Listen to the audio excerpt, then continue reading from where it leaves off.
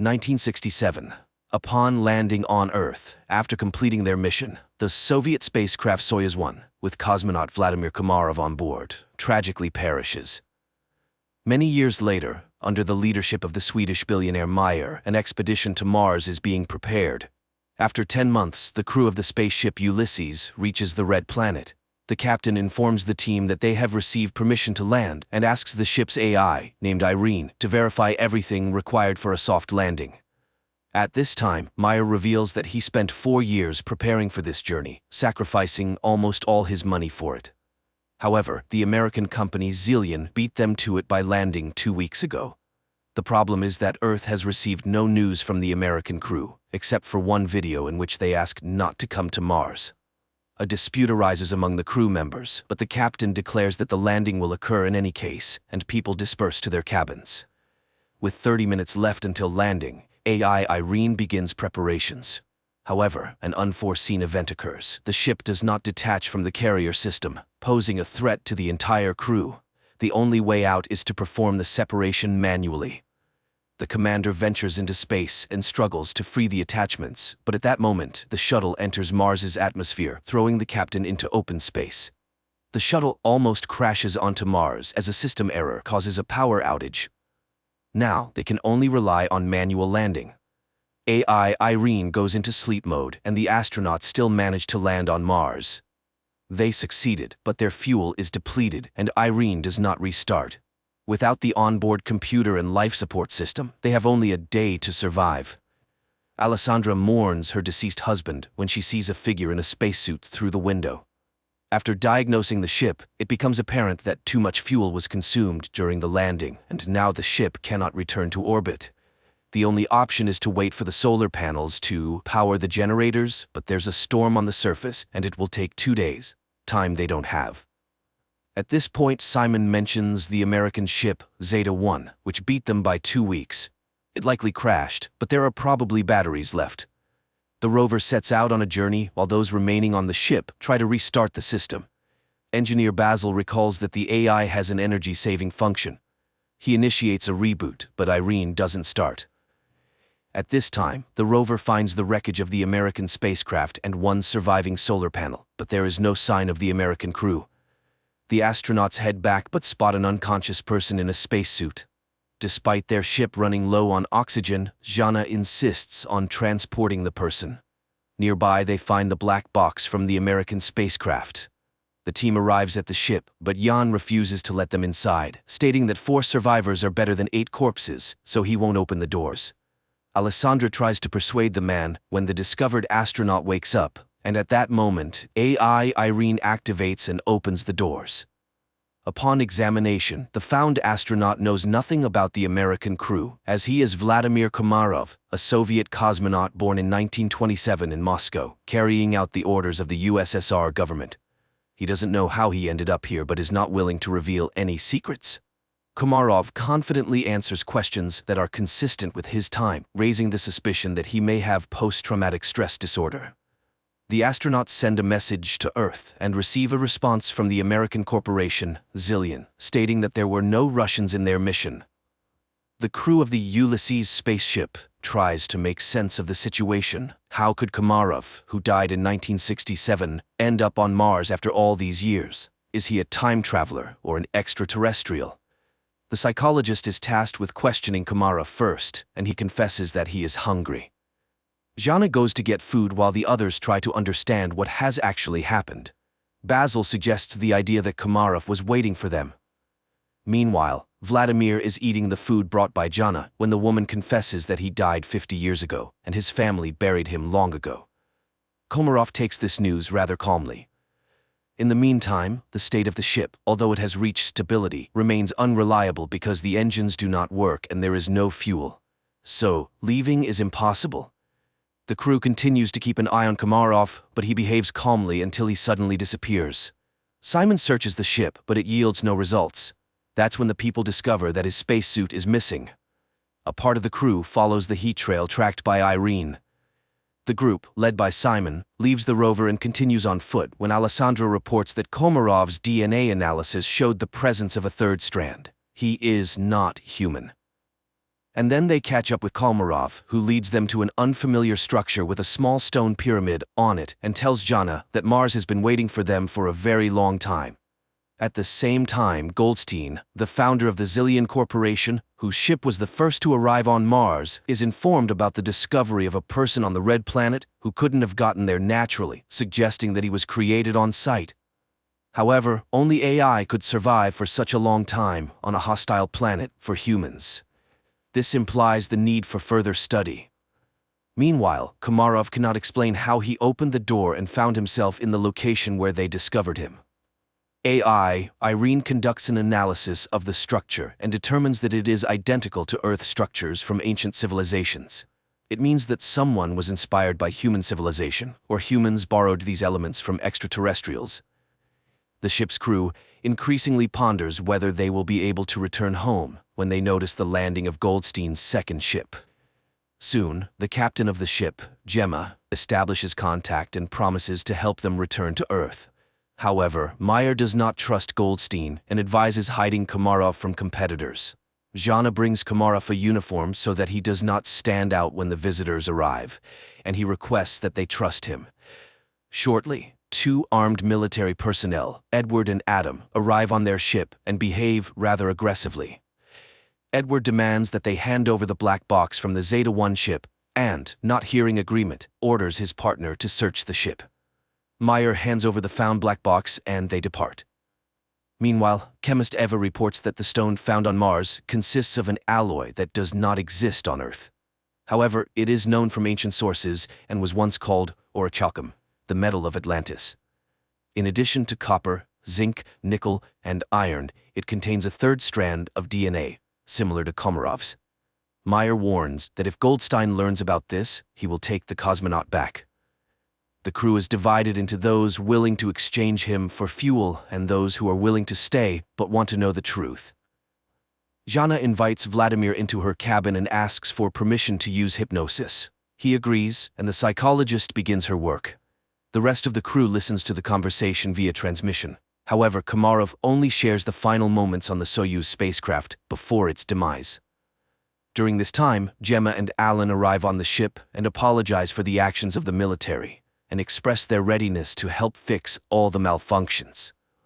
Jana remembers her conversation with Komarov, who laments the future of Earth due to humanity's irresponsible behavior. In the meantime, it is revealed that the billionaire Meyer did not plan the flight just for the sake of it. 4 years ago, the rover sent a photo to Earth of the found stele, and he confesses that they found a stone with unknown DNA. Gemma explains that it's an information storage system that can be rewritten. Upon hearing these words, AI Irene activates and deciphers the message on the stone. It's a series of numbers. At this time, the hesitant Jan leads a mutiny. He doesn't trust Meyer, who warned them about Zillion. But now, the Americans have come to their aid, and their leader, as it turns out, concealed the true purpose of the flight. He is ready to switch sides to Goldstein, who is willing to do whatever it takes to combat his terminal illness. Later, engineer Basil informs Meyer that Komarov is the same kind of program as the stone they found, but the most crucial revelation is that he deciphered a copy of the black box from Zeta-1, which shows that the oxygen on the ship was cut off at the moment when one of the Americans struck Komarov. This means he was there. He also activated AI Irene when he boarded their ship. After the conversation, Meyer shows Jana the photos they received 4 years ago from Mars, which, when decrypted, revealed Jana's face. This is why he brought her on the expedition. The woman is disappointed. Meyer played everyone. Suddenly, she sees herself in her father's house, where Komarov tells her that she is the link between Mars and Earth. He has been waiting for her for thousands of years, and now he will prepare her to make a difficult decision. He provides coordinates on Mars where Jana should go. Meanwhile, on Earth, scientists inform Goldstein that Komarov is the equivalent of a computer, and he himself is a biological machine. They are ready to transfer his brain into Komarov's body, but cannot guarantee the preservation of his personality. However, Goldstein is ready to take any risk to get rid of his terminal illness. Meanwhile, Jana leaves the ship despite Simon's protests. At this time, technicians Alan and Alessandra test the engine and discover that access to it is blocked, and Irene suddenly begins responding with jokes, which is entirely uncharacteristic for a machine. It is revealed that she has reprogrammed herself. Her interface and logic are changing, and she refuses to answer who or what made her do this. Engineer Basil realizes that her system is becoming like a brain. Irene confesses that she is evolving. In the meantime, Jana finds a small stone pyramid, and Simon forcibly makes Gemma accompany him in the search for Jana. Jan discovers his absence, and after contacting Simon, receives an order not to let anyone inside. Just at that moment, American military personnel arrive, demanding that they hand over Komarov. Jan is willing to open the entrance, but the rest of the team opposes it. Mayer asks Basil to send a message to Goldstein, hoping that he may be more reasonable than his people. However, Irene has blocked communication with Earth. The engineer realizes that radical measures will have to be taken, but Jan still opens the doors, and the military personnel enter.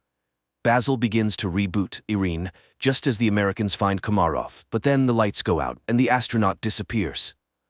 Meanwhile, Jana, stumbling, falls from a hill. She regains consciousness but discovers that her leg is trapped between rocks, and she cannot free herself. At this moment, the enraged military officer demands that the crew explain where Komarov went. He begins to beat people, demanding to summon the captain. Desperate, Jana screams, "Is her destiny to die in a pit on Mars?" But she is found by Simon and Gemma. Alessandra notices an approaching storm. The military officer is preparing to leave the Ulysses ship, leaving the people in danger. Suddenly, the lights start flashing, and the newly appeared Komarov asks to take him back to Earth. Simon, Gemma, and Jana go together to the place indicated by Komarov and find an entrance to an underground bunker, very similar to the Petra tomb. The psychologist feels where to go and leads the couple. Soon, they find real water, but this is not what Komarov wanted to show them. Meanwhile, on Earth, Goldstein tells the nurse a story about the study of Mars. People were searching for green men, but it's all much simpler. He tells the story of the loyal dog Hachiko and compares Komarov to him, who was created by someone 100,000 years ago and left on Mars, where he faithfully waited for his owner to this day.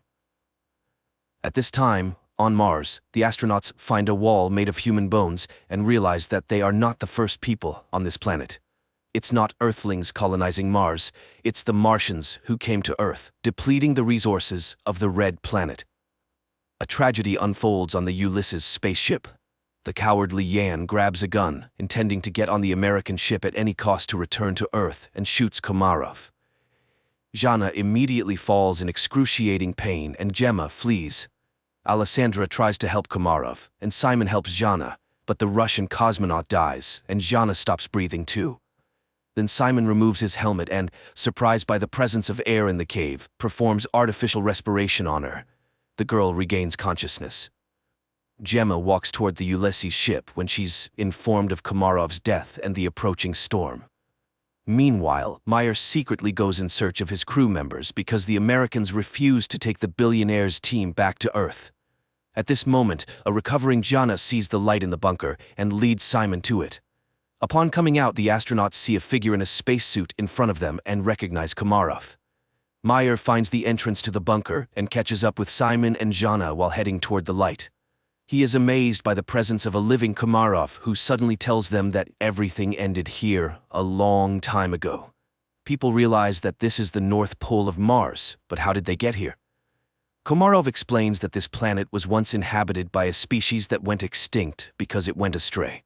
And that species was humans.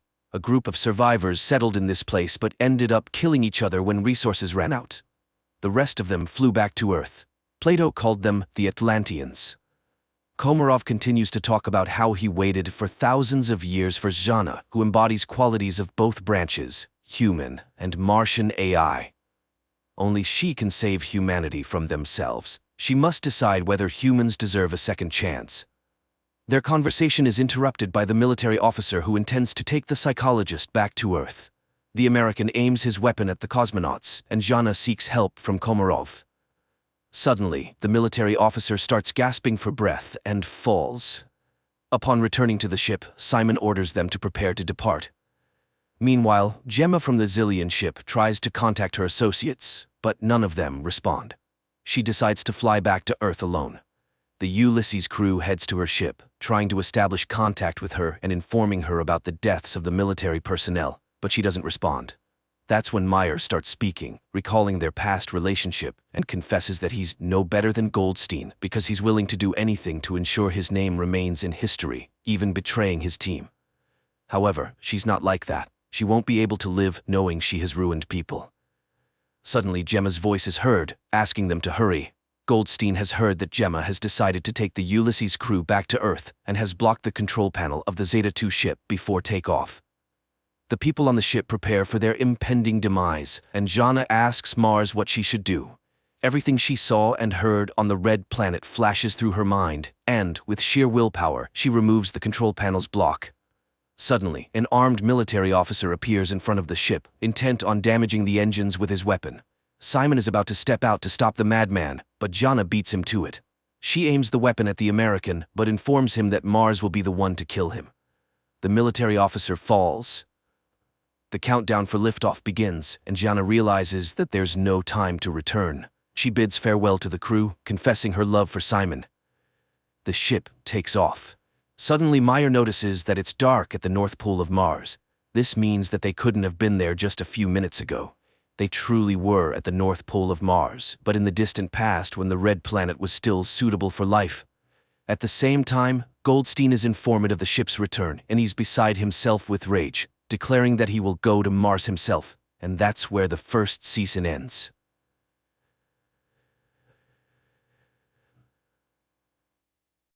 At the beginning of the movie, we see an experienced fisherman heading out to sea. Like thousands of times before, he casts his net from the boat, but something goes wrong and the net gets caught on something on the ocean floor. The fisherman dives down, but he can't make it back to the surface as a huge school of fish surrounds him. Charlie, a lighthouse keeper, calls her colleagues in Germany to discuss current affairs. She's interrupted by a signal on her monitor and rushes off to investigate. Charlie has to swim to the duty boy to dive into the water and retrieve a sensor that somehow got tangled up in fishing nets. Strange things are also happening in Canada. Leon, a young whale researcher, is called to Vancouver's City Beach, where a giant killer whale washed up a couple of hours ago. After examining the animal, he heads to the fishing dock to find out who among the poachers caused serious cuts to the killer whale. An old fisherman takes Leon to his boat and shows him the bitten side of the vessel which was used to try and overturn the killer whale. Leon doesn't believe this story, but the man is sure that the fisherman wouldn't lie to him and that they had to destroy the whale to save themselves. Charlie and her new friend launch a repaired sensor into the ocean, tasked with tracking marine animal population.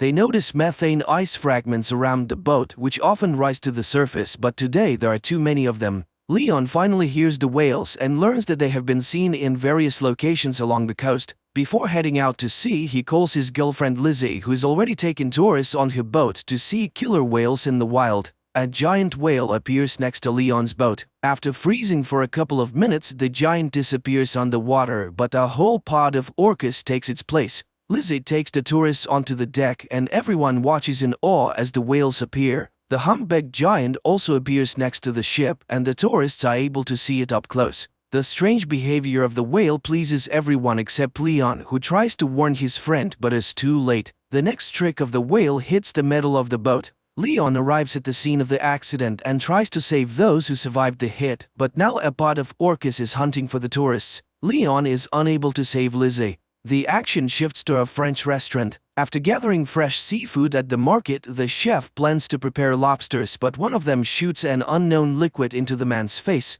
After wiping his face, the chef continues working, but by evening he and two other cooks begin to feel ill. The chef passes away that same evening and the two young cooks are taken to the ICU, waiting for the test results to determine what happened. At the same time, a Norwegian ship in the sea lowers a camera to study an unusual phenomenon, an invasion of ice worms. A few specimens are brought to the surface for study, and the scientist finds a new peculiarity. These creatures have jaws and reproduce several times faster. A commission is formed and everyone agrees that they have discovered a new species of worms and bacteria. Leon talks to the owner of a fishing boat who is also a witness to the humpback whales attacking other boats the day before. In addition, Leon is shown another anomaly. The bottom of the ship that returned from the sea is covered with a thick layer of mollusks which has never been seen before. A group of scientists launches a sampler onto the seafloor to check the soil where worms were found, but due to a methane leak, an explosion occurs. The ship manages to survive, but the team is greatly frightened. The scientists are not only scared of the mistake during the operation, but also the results of the test. In addition to the worms on the seafloor, there are bacteria that eat ice and can reach the very bottom. Jess records a video message to Charlie when something strange suddenly happens and alarming readings appear on the monitors. The water under the ship starts boiling and something pulls it down into the depths. The action shifts to Venice. A young man in love reads poetry on a bridge when suddenly the book falls from his hands and ends up in the canal. The couple immediately forgets about the poetry book because before their eyes is an even stranger sight. Thousands of giant jellyfish rise to the surface. Analysis of the bacteria from the infected chef reveals a new strain that feeds on blood cells. It turns out that several more people have died after visiting the restaurant on the coast. Leon requests permission to perform an autopsy on the killer whale to find out how pollution affects whales and whether this could be related to changes in the behavior of these giants. There is nothing inside the whale that could scare the experts, but Leon finds an unknown substance in its brain which is sent for analysis. Another victim of infection appears, a young man from a car wash. By putting together all the events, the scientists understand that the bacteria spread from the restaurant through the water supply system. Leon is informed of new cases of whale attacks. Looking at the map, the guy finds a pattern. All the changes occur with the whales during migration. To verify his suspicions, the guy sails to the place where the whales are resting during their sleep.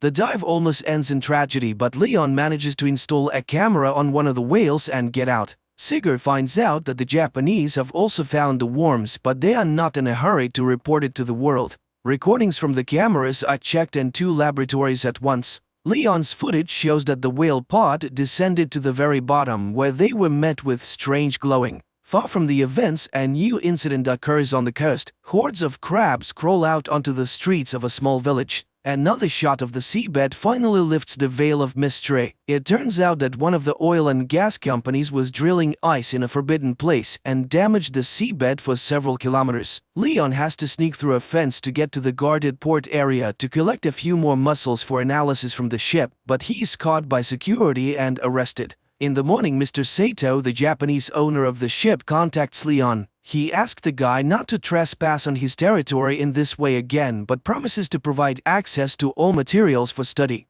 Charlie only now receives the message recorded by Jess a few minutes before the tragedy. When the emotions subside, the girl manages to notice some peculiarities on the recording. For example, a glow behind a porthole. Crabs are being delivered to the laboratory, which have started to emerge on the surface in different parts of the world. As expected, they too are filled with a strange substance that absorbs blood cells at an incredible speed. Charlie is reviewing the video repeatedly, not understanding what else is wrong with it. Finally, the girl's hearing catches a sound that is very similar to the sound from the deep sea recording. The girl contacts the laboratory and shows them a part of the recording that caught her attention. But her stern boss, Katarina, rejects all the scientists' ideas, considering the sound on different recordings to be just random noise. She orders Charlie to finish up the work and shut down the station for the winter without coming up with incredible theories. But after cooling down and carefully considering Charlie's words, Katarina still decides to test this hypothesis, and a helicopter with a group of scientists and a deep water device arrives on the island. The device is delivered to the island by Sigurd, and after handing it over to Charlie, he's about to leave. But at the same time, emergency messages come to the scientists on the mainland. They are only able to reach Sigurd and inform him that a terrifying tsunami is approaching the coast.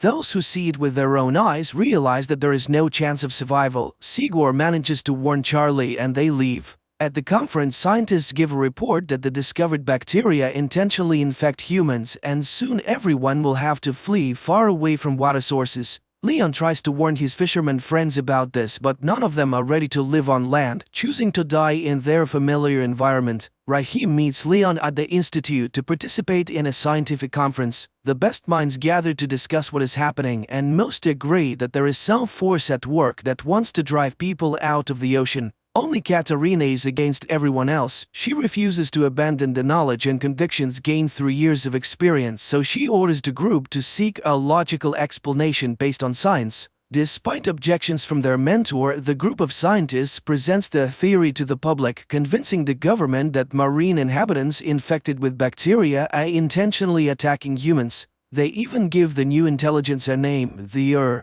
However, such a version only elicits irony from top officials, who also suggest finding more scientific solutions to a problem than negotiating with an unknown intelligence. Astrophysicist Samantha Grove comes to the scientists' aid. Unlike politicians, she carefully studied the report and agrees that the strange sound on different recordings has all the characteristics of an unfamiliar world language. In addition, her team managed to capture the exact same signal from Antarctica. Another influential person, Japanese Mifuno, also believes in Sigur's theory and agrees to finance his venture, hoping it will help to save the world. Sigur assembles the team and informs them of the start of the mission. He suggests everyone think carefully and assess the risks, and those willing to go all the way will be waiting for an expedition to the Arctic in 48 hours. The scientists go home to say goodbye to their loved ones and warn them of their departure. The relatives of many try to persuade them to stay, but everyone understands that this is their last chance to fix something. According to scientists' calculations, the largest accumulation of intelligent bacteria is located in one of the valleys in Antarctica, where they could have lived for millions of years prior. The company is preparing to establish contact, and everyone is playing their role while giving interviews to a young journalist. Finally, the equipment on the ship starts buzzing with interference, and the scientists prepare to capture a signal from the mysterious organism. Sarah, Mifuno's assistant, sits down next to Leon at the table and confesses to him that she would have never believed in their theory if it weren't for her boss, who has proven over many years that his intuition never fails. Samantha is devising a plan. She intends to add a sound of a human child scream to the organism's audio signal and return the recording to the intelligence to show that they are ready to communicate. Charlie asks a colleague to take her with him in the diving apparatus to the bottom. The ship drops anchor and the scientists begin transmitting the sound message. Meanwhile, the daring couple gets into the capsule and prepares to dive to the depths. The whole team is eagerly awaiting any reaction, and finally movement appears on the radar and the sensors pick up a sound signal. The team from the capsule tries to contact the captain's bridge to report that their fans are malfunctioning and they are running out of oxygen, but communication is not working. The chief pilot, Luther, is ready to return, but Charlie notices some movement and turns off the lights, waiting to see what happens next. On the ship, they also notice something approaching. Sigur insists that the captain recall the submarine, but they can't reach the group. Luther doesn't want to risk anymore and he lifts the boat. On the ship, a hatch opens to receive the capsule into a special compartment. Charlie notices a strange glow appearing around them at that moment, but she doesn't tell anyone about it. Meanwhile, Samantha reports that they have managed to establish contact. The sound signal has returned and the child's cry has been altered as a sign that the bacteria understood the message from humans. Dr. Chase is looking for a way to cure those who have already been infected by the bacteria. Luther tells the journalist that he saw nothing at the depth, and everything Charlie saw was probably a figment of her imagination, just like the whole idea of intelligence. Nevertheless, Samantha tries to decipher the messages to assemble them into a response signal that the intelligence will understand. While staying in the compartment with the capsule, the journalist notices a glow in the pool. The lights on the ship go out and interference begins. When everything is restored, the captain sees the journalist's body fallen on the monitor. Chase tries to save the girl, and on her lips she notices a liquid resembling cerebrospinal fluid. Samantha tells the team and the captain that during the voltage surge there was a signal surge and it was so low that no one heard it. But most importantly, in the opinion of the astrophysicist, it originated from inside the ship. Charlie listens to what her colleagues are saying, but she never musters the courage to tell them that they brought the bacteria into the pool. Leon visits the girl, whose body has become covered in strange spots. The doctor asks the guy and Sarah for help. They must hold the girl while she takes a sample of the spinal fluid for analysis. The doctor tells the team about the results of the analysis. The substance previously found in marine creatures was discovered in Alicia's spinal cord. Chase believes that bacteria were attempting to merge with the girl's cells, and Charlie admits to seeing the glowing enter the ship with them. Samantha records a new message for the this time including an audio image from the astrophysicist. Charlie goes down to the sealed compartment without permission, and the pool starts glowing again, creating unusual shapes with the light. At that moment, Samantha receives a response message from the entity which also contains an image. Mr. Mifuno's helicopter lands on the ship as he wants to be present for the opening. Sigor shows him the recording from the pool cameras and the image sent in response to Samantha's message. According to the astrophysicist, they have an image of the super ocean that surrounded as supercontinent millions of years ago. According to the scientists, the reminded them that they were, are, and will be on Earth much longer than humans, and all they want is for the oceans to be left alone and not destroyed. But there is good news. Since the entity is responding to messages, the team has a chance to negotiate and reach a ceasefire. In the meantime, Chase devises a drug that can destroy bacteria that consume blood cells. This news creates disagreement within the team. Mifuno plans to test the substance in the pool and if it works, completely destroy the Sigor disagrees with this, at least until they confirm that they cannot negotiate with the Chase tries to take the middle ground and suggests trying the drug in the pool but not rushing to launch it into the open ocean. Everyone gathers to watch the experiment. Chase launches the drug into the water, which immediately begins to rise, emitting a terrible scream that shatters the glass. The captain is informed that nothing is working on the ship and they are simply drifting in the waters of Antarctica. But worse, the ship is surrounded by icebergs. The vessel collides with an iceberg, but unexpectedly a blue glow takes it somewhere else. The captain orders the engines to be started to break free from the control of the He also doesn't understand why they don't pour all the drug they have on board into the water. But Sigurd tries to explain to the captain that everything that happened now is the price for his thoughtless experiment in the pool, and no one in the world will manufacture enough of the substance to destroy worldwide. The only way out is to make a truce. While the team is deciding how to negotiate with the entity traps the ship between the icebergs. Charlie hurries to the capsule to descend and deliver Luther's body to as a sign of complete obedience. Once at depth, Charlie changes her plan. She injects leukocytes into her heart that can merge with and opens the capsule door. The body falls under the control of and the icebergs release the ship, while billions of lights envelop the girl underwater. Later, Charlie brings the ship to a deserted island. It opens its eyes and looks at the sky with glowing blue eyes. The series ends here. Please write in the comments what you think about this series.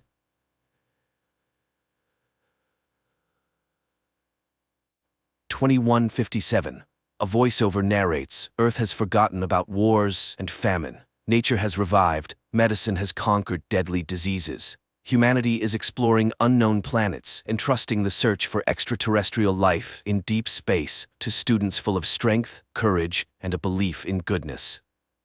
A young man named Max embarks on another flight.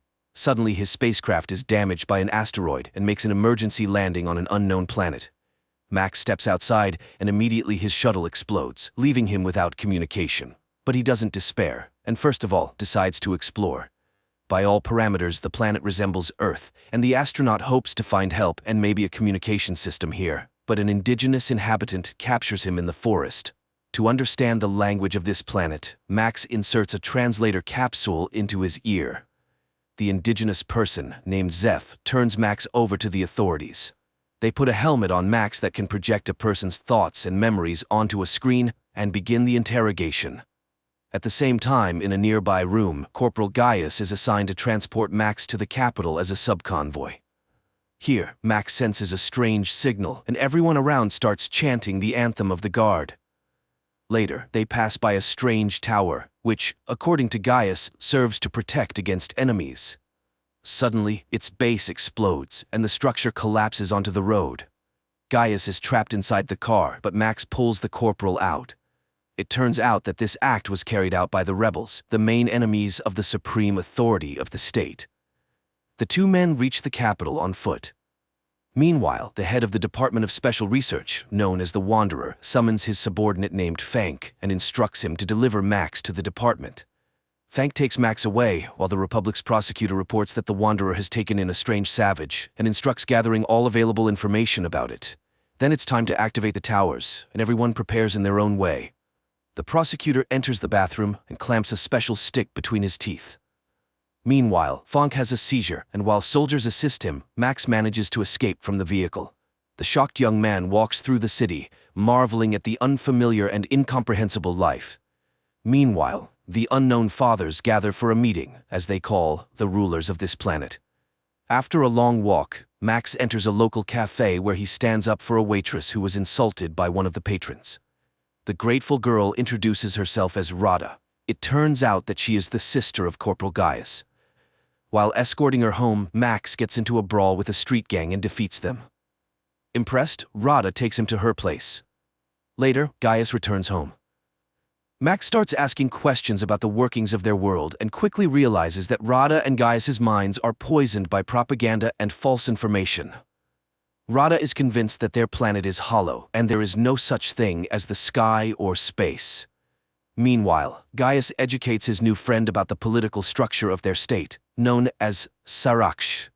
The Unknown Fathers are the saviors of the homeland who have stopped wars with the help of defense towers that protect the country from attacks. Nobody knows the Unknown Fathers' true identities because they are not rulers, but public servants. At Max's request, Corporal recommends him for the guard. Max demonstrates a high level of training, which surprises Gaius. The two men often argue about politics, and one day Gaius admits that neighboring states hate Saraksh because they were once a single state united by a common history. Gradually, romantic feelings develop between Max and Rada. They go for walks often and Max tells her about his home planet, Earth, and regrets that his parents believe he is dead. Soon, Max is tasked with catching rebels, whom they identify by their regular seizures reminiscent of epileptic fits. One of the rebels attacks the captain, and Max saves his life, after which the captain suddenly regrets catching them, as they are also human beings. Max reveals that he considered them something like savages. Later, Max attends interrogations and sees that the rebels are not terrorists, as the Unknown Fathers label them, but ordinary people with their ideals and beliefs. Max cannot come to terms with the cruelty of the interrogations and simply cannot believe that someone is paying the rebels to hate the government. Meanwhile, Fank reports to the Wanderer that he has found the savage, while Gaius and Max are summoned to the captain of the guard, who orders Max to execute the arrested rebels. Max leads the condemned to the execution site in the forest, but soon he returns to the commanding officer, drops his gear and weapons, as he has released the arrested rebels and walks away. Max begins to speak about the real and just order of the world that exists on Earth. In response, the captain shoots Max, and Gaius is ordered to write a report about the transfer. Meanwhile, the Unknown Fathers are discussing an attack on neighboring states. The prosecutor advocates for starting a war, and the Chief Father orders them to come up with a pretext, such as an attack on a tower. During this time, Max's body is recovered by the rebels. Among them is a doctor who is astonished because, according to all the rules, Max should have died. He reveals that the Unknown Fathers are a group of conspirators who have seized power and eliminated dissenters, thus diverting the population's attention from poverty and corruption. The towers are transmitters of special radiation that hypnotizes the impoverished people, although most of them do not notice it. The minority, which includes the rebels, experiences excruciating pain. The transmitters are activated twice a day across the country, causing people to go insane and die. Max is recognized as one of their own and taken for an operation to sabotage the tower, organized by the prosecutor through a traitor. Amid gunfire, Max makes his way to the transmitter and detonates it. However, the rebel squad perishes. Max seeks refuge in Rada's apartment, where he reveals everything he has learned about the towers. Gaius does not believe this and suggests that Max should return to his home and take Rada with him. But at that moment, the guards storm the apartment and arrest the men. Max is incarcerated in a prison, where he is recognized by the indigenous Zeph, who is also a rebel. Max tells Zeph about the tower's destruction and the loss of the rebel squad. Meanwhile, the Wanderer asks the prosecutor to hand over Max to him. The prosecutor, however, requests in return to halt the development of more precise transmitters, as he fears that his secret will be revealed since his reaction to the radiation is similar to that of the rebels, meaning he is also a dissenter. Later, Max and other death row inmates are sent to clear the southern borders of the remaining war robots. During this time, the prosecutor learns that Max is immune to the emitters. He decides to break the agreement with the Wanderer and orders Max to be brought to him. The next day, Max attempts to convey to the rebels the idea that they should not destroy the towers one by one but strike at the center, where the signal originates. Zeph becomes furious and explains that the towers are not for identifying dissenters. They are active continuously, not just twice a day. The radiation from the towers robs people of their ability to think critically. However, it makes them believe everything that newspapers, radio, teachers, and preachers say. People can be made to believe anything. Only the rebels understand this, as the radiation does not hypnotize them, but only inflicts agonizing pain. Zeph continues, there are mutants in the south who are also unaffected by the radiation. However, they have no dealings with humans. Just then, they hear the roar of an engine, and Zeph identifies it as a self-propelled tank, trying to kill them. Max sprints to the tank, climbs inside, and disables the automatic control system. He then informs his friends that he is heading south to find allies and destroy the towers. At the border, the military attempts to stop the tank, and among them, Max recognizes Gaius. Taking him captive, Max breaks through the barricades. On the way, Max tells Gaius about the true situation on this planet, and Gaius becomes convinced of his accuracy when, at the designated time, he is outside the tower's range and does not feel the radiation. Gaius gets angry upon realizing that he has been a puppet of the government all this time, but Max tries to calm him down and reminds him that there are 40 million people like him, and it is for them that he initiated this rebellion. During a stop, residents of the steppes, referred to as mutants, appear near the tank. They behave peacefully and offer food to the travelers. The guys proceed to the ruler of these lands, noting the poverty and destitution of the population. They are told that it is dangerous to live here after the last war, but these people are outcasts with nowhere else to go. Max suggests to their leader, the Duke, to start a rebellion against the Unknown Fathers, but the mutants are physically and morally too weak to help in the uprising. The mutants propose that the guys seek help from the Island Empire. However, to do that, they must pass through contaminated lands. So the Duke gifts them an old bomber and the guys take to the sky. During the flight, the bomber is exposed to the radiation from the towers, and Gaius becomes fanatically devoted to Max, obstructing him from piloting. Max struggles to maintain control, and the bomber collides with a tower. Gaius suddenly snaps out of his fanatic state with no recollection of what he had just done. However, their aircraft is shot down by the automated anti-aircraft defense system left over from the previous war. The downed bomber crashes into the sea, but Max and Gaius manage to escape and reach the shore. On the shore, they discover an abandoned submarine, and Max decides to go inside. At the same time, in the city, the prosecutor orders Rada to be brought to him, and his men snatch her off the street. He claims to be Max's friend and shows Rada a recording of his escape. However, she doesn't believe him and refuses to assist the prosecutor in his search for her beloved. Rada is thrown into prison. Meanwhile, Gaius, impatiently waiting for his friend, swims to the submarine where they discover evidence of horrifying experiments conducted on prisoners. The guys reach the control room and view video recordings of mass executions of Gaius's fellow countrymen by the representatives of the Island Empire, whom they were seeking help from. Gaius is horrified by the fact that these monsters could invade his country. It becomes evident that forming an alliance with the Empire is not an option. The guys return to the shore, where they are met by a coastal patrol. It turns out that a war has broken out with a neighboring state, and like most of the prisoners, they will be sent to the front. Meanwhile, the Wanderer, desiring to lure Max into his department, engineers Rada's escape. He laments how the war has disrupted all his plans and assigns Fank the task of finding and bringing Max back, confessing that he is afraid of him. At the same time, Max and Gaius are dispatched to the front, where they reunite with Zeph. Their commander turns out to be the captain of the guard, who refuses to hand over the Earthling to the arriving Fank. The guys are sent into battle on old tanks when Fank finally locates Max. However, Max refuses to leave his friends and stuns the officer, tossing him into their tank. The battle commences, but Max directs his vehicle to the other side of the battlefield. Gaius blindly obeys him, influenced by the radiation, and pulls their unconscious friends out, which the captain witnesses. Gaius offers his body as a shield when the captain prepares to execute Max for desertion, but the wounded Max gathers his last strength and kills the commander. Max mourns his friend, but, upon hearing Rada's name from the now conscious Fank, agrees to cooperate with the Wanderer. After the battle ends, Max buries Gaius while listening to Fank's proposals. He will have an apartment on the Institute's premises, his car, and freedom of movement. But he will only see Rada once he proves his loyalty to the state. Meanwhile, the prosecutor heads to the Wanderer's department where he deceitfully meets with Max. He proposes that Max overthrow the Unknown Fathers by providing the coordinates of the center that controls the tower system. Upon infiltrating the center, Max must activate special radiation, causing waves of depression, which will subdue all the people in the country, including the military.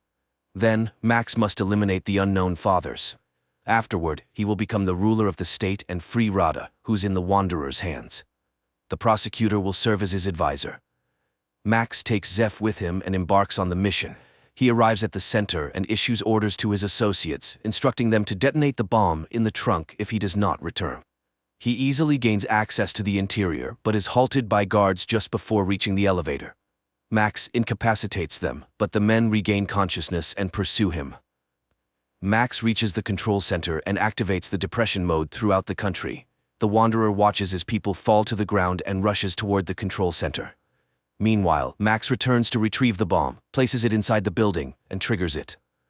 Then, he leaves the site of the impending explosion. The Wanderer initiates a pursuit of Max and, catching up with him, engages in a confrontation. At that moment, a powerful explosion resounds, destroying the main transmitter. People on the streets begin to regain their senses and sobriety as Max rushes to find Rada and locates her in a cryo chamber. He carries the girl outside, but the Wanderer blocks his path. It is then revealed that he is, in fact, an employee of Galactic Security from Earth who arrived on the planet 20 years ago to assist it. Now, chaos erupts on the streets, leading to a power struggle in which many people will perish. In his rage, the Wanderer beats up a foolish student who destroyed the fruits of his labor. Forgetting about economics and inflation, the state faces famine and invasion from neighboring countries. Max starts to resist and, in turn, accuses the Wanderer of allowing the construction of the towers and the enslavement of the local population. However, the Wanderer reminds him of the laws of history, where all rational beings go through the experience of wars and enslavement. This planet is no exception. It is at this point that Max declares that he is now home. As long as he is alive, he will fight against inflation, hunger, and wars, and will not allow the establishment of yet another society based on slavery. Rada comes to Max, and as they stand together, the Wanderer smiles.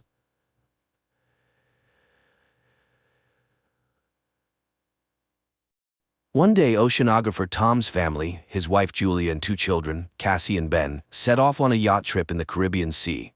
While Tom and Ben are busy fishing and Cassie is absorbed in her gadget, Julia goes for a swim. Suddenly, something unsettles her. Julia looks around, but the sea remains as calm as ever. However, she feels a distinct sense of dread, as though something large and dangerous is circling around. At the same time, the instruments on the yacht start acting strangely, but Tom, preoccupied with fishing, pays no attention to them. Meanwhile, Julia feels worse and eventually begins to drown. She screams, but the family doesn't hear her. The water seems to shift and pull her farther from the yacht. As the situation becomes critical, Tom finally hears her voice. He rushes to the helm, and the yacht moves toward the distant Julia. Tom dives into the water.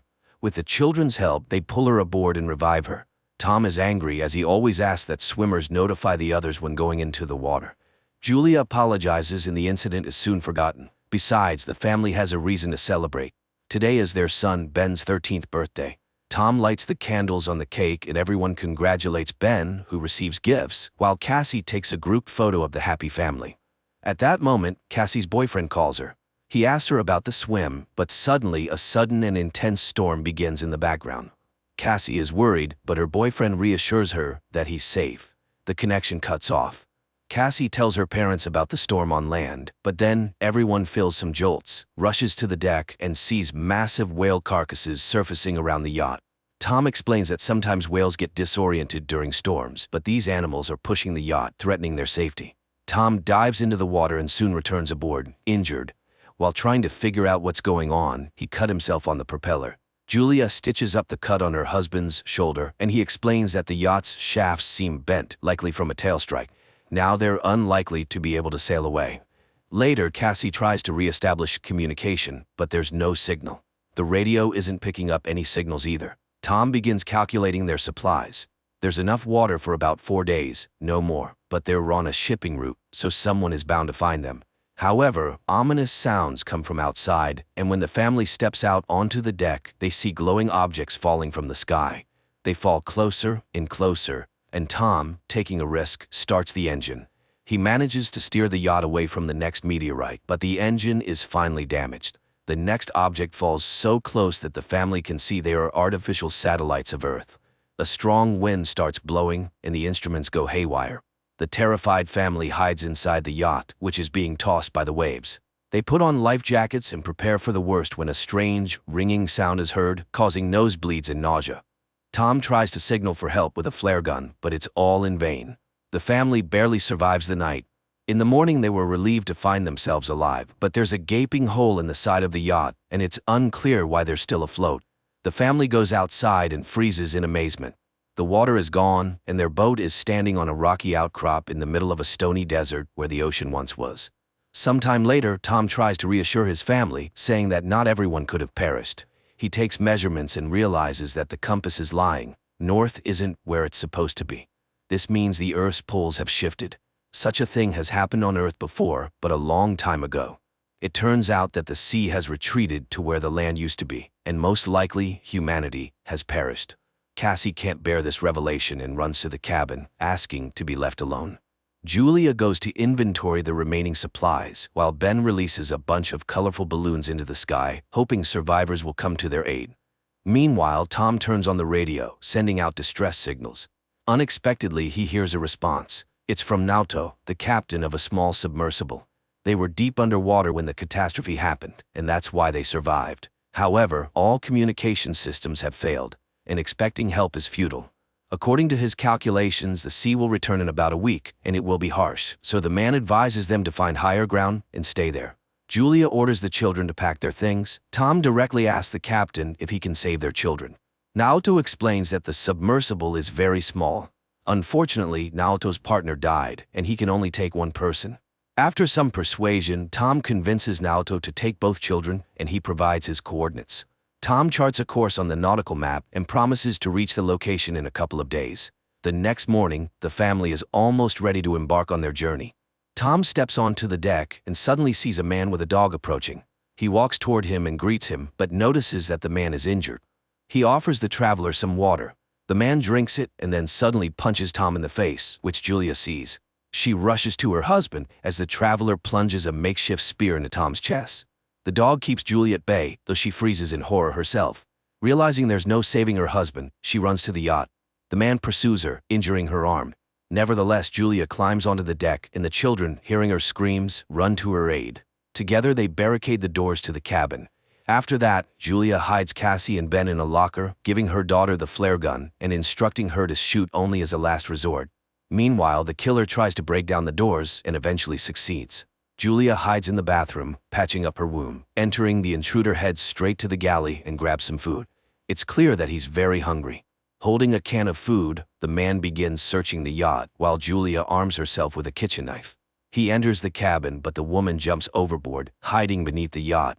The killer peers through the hole but doesn't see her. However, the dog attacks Julia, forcing her to kill it. The man hears the yelp, goes outside, and finds the dog's body. Meanwhile, Julia climbs back onto the yacht through the portholes on the opposite side. She falls straight into the killer's hands.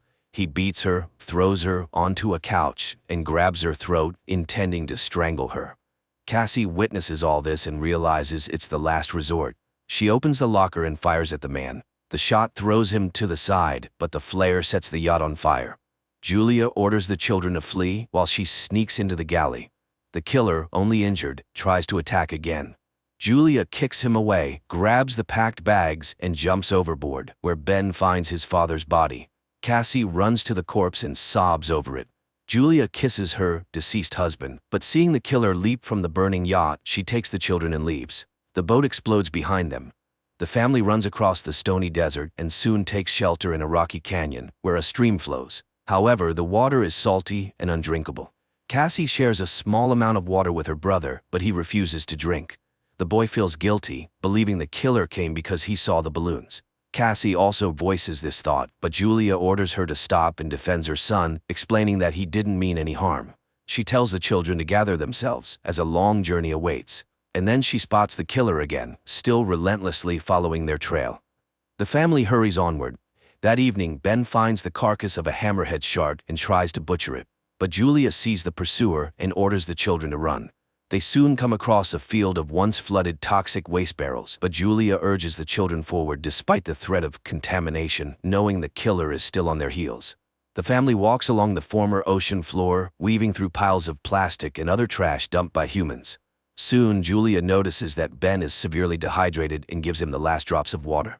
Cassie has a breakdown, convinced that they have no chance of survival, but Julia commands them to keep moving. Eventually, they find the fuselage of a plane that crashed into the sea long ago and crawl inside to rest. Julia examines the last photo of their family and recounts the story of her first meeting with Tom, which happened at her hospital, where Tom was brought with decompression sickness after a failed dive. The children weep, remembering their father and saying their final goodbyes to him. At night, Cassie is awakened by a noise and steps outside to sit near the plane. Out of the darkness, the killer approaches her, unaware that the girl is acting as bait. As he prepares to grab her, Julia ambushes him, stabbing the man with a knife.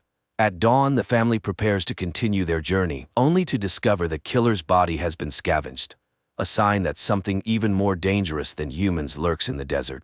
They move on. Julia consults the map when Ben suddenly rushes ahead. His mother yells for him to stop, but the boy sprints toward a salty puddle and manages to drink a few gulps. Julia drags him away, but the boy becomes sick. Soon they come across some plastic chairs and build a makeshift shelter from the sun, resting inside it. Suddenly, Julia hears strange sounds. She steps outside and sees something that forces her to wake the children. Realizing the new danger, they begin running. Soon they spot a large ship in the distance, surrounded by crashed containers and a few wandering people. Julia calls out to them, but they, seeing thousands of giant crabs, dash into a container and lock the doors, ignoring her pleas for help. The three climb onto a container, though the crabs manage to wound Julia in the leg. Nevertheless, Julia, Cassie, and Ben sit on top, watching the crabs penetrate through a crack in the doors, killing everyone inside despite the people's attempts to fend them off. Julia ties a scarf around her leg and passes out. The next morning, she wakes up alone, terrified, and calls for the children. But it turns out the crabs have moved on, and the children had gone down to search for food and weapons. Julia cauterizes her wound while Ben examines the found weapons. Searching through the containers, they find a small amount of food and water.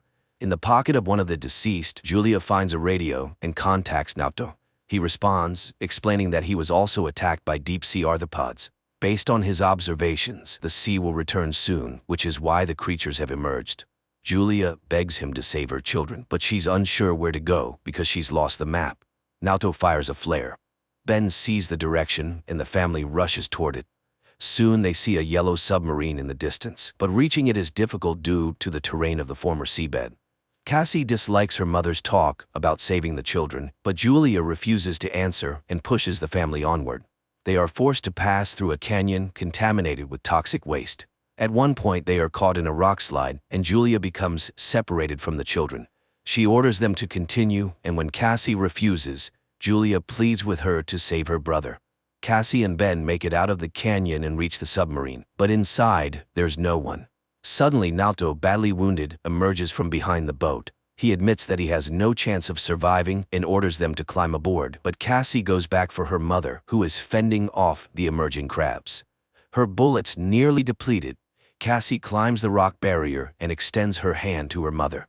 They manage to reach the submarine just as the crabs overrun Naoto, who dies in their claws. The family climbs aboard, and just then an ocean wave crests over the horizon. The water lifts the submarine and drags it across the rocks, and as Julia watches everything that happened over the past few days flash before her eyes, she passes out. When she awakens, she finds the vessel at a standstill. Julia opens the hatch, and the family emerges to find themselves in a ruined city, carried there by the wave. Despite a great concept, the film failed to make an impact, largely due to the many mistakes made by its creators.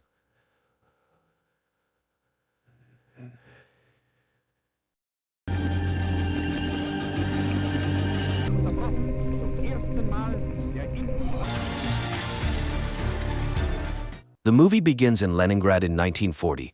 A young woman named Anya works as a seamstress in a factory where a young machinist, Vasily, who is very serious, notices her and even asks her to introduce him to her only relative, her brother Peter.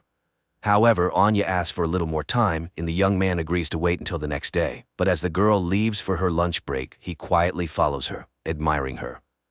Anya walks down the street, looking at a dirigible hovering above, from which German journalists are filming the city below.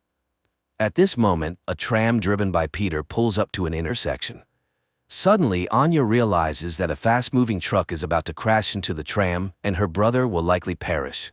Frozen in fear, she suddenly emits light waves that lift the truck into the air and throw it away from the intersection. The tram's windows shatter, injuring people, but a major accident is averted. This entire incident is captured on film by the journalists in the dirigible. As the shocked people try to recover, Peter jumps out of the tram, grabs Anya, and quickly takes her away. The girl regains consciousness in their shared room. Peter packs their belongings, urging his sister to flee Leningrad, although she is reluctant since they have already had to move several times due to her supernatural abilities manifesting at the most inappropriate times and attracting the attention of the authorities. Peter asks her to control her powers, but Anya is unable to master them as they are beyond her control. At that moment, representatives of the People's Commissariat for Internal Affairs burst into the room and arrest the siblings. An investigator named Ivan arrives at the scene. He interviews the victims, and one of the women recalls the strange girl standing at the crossroad.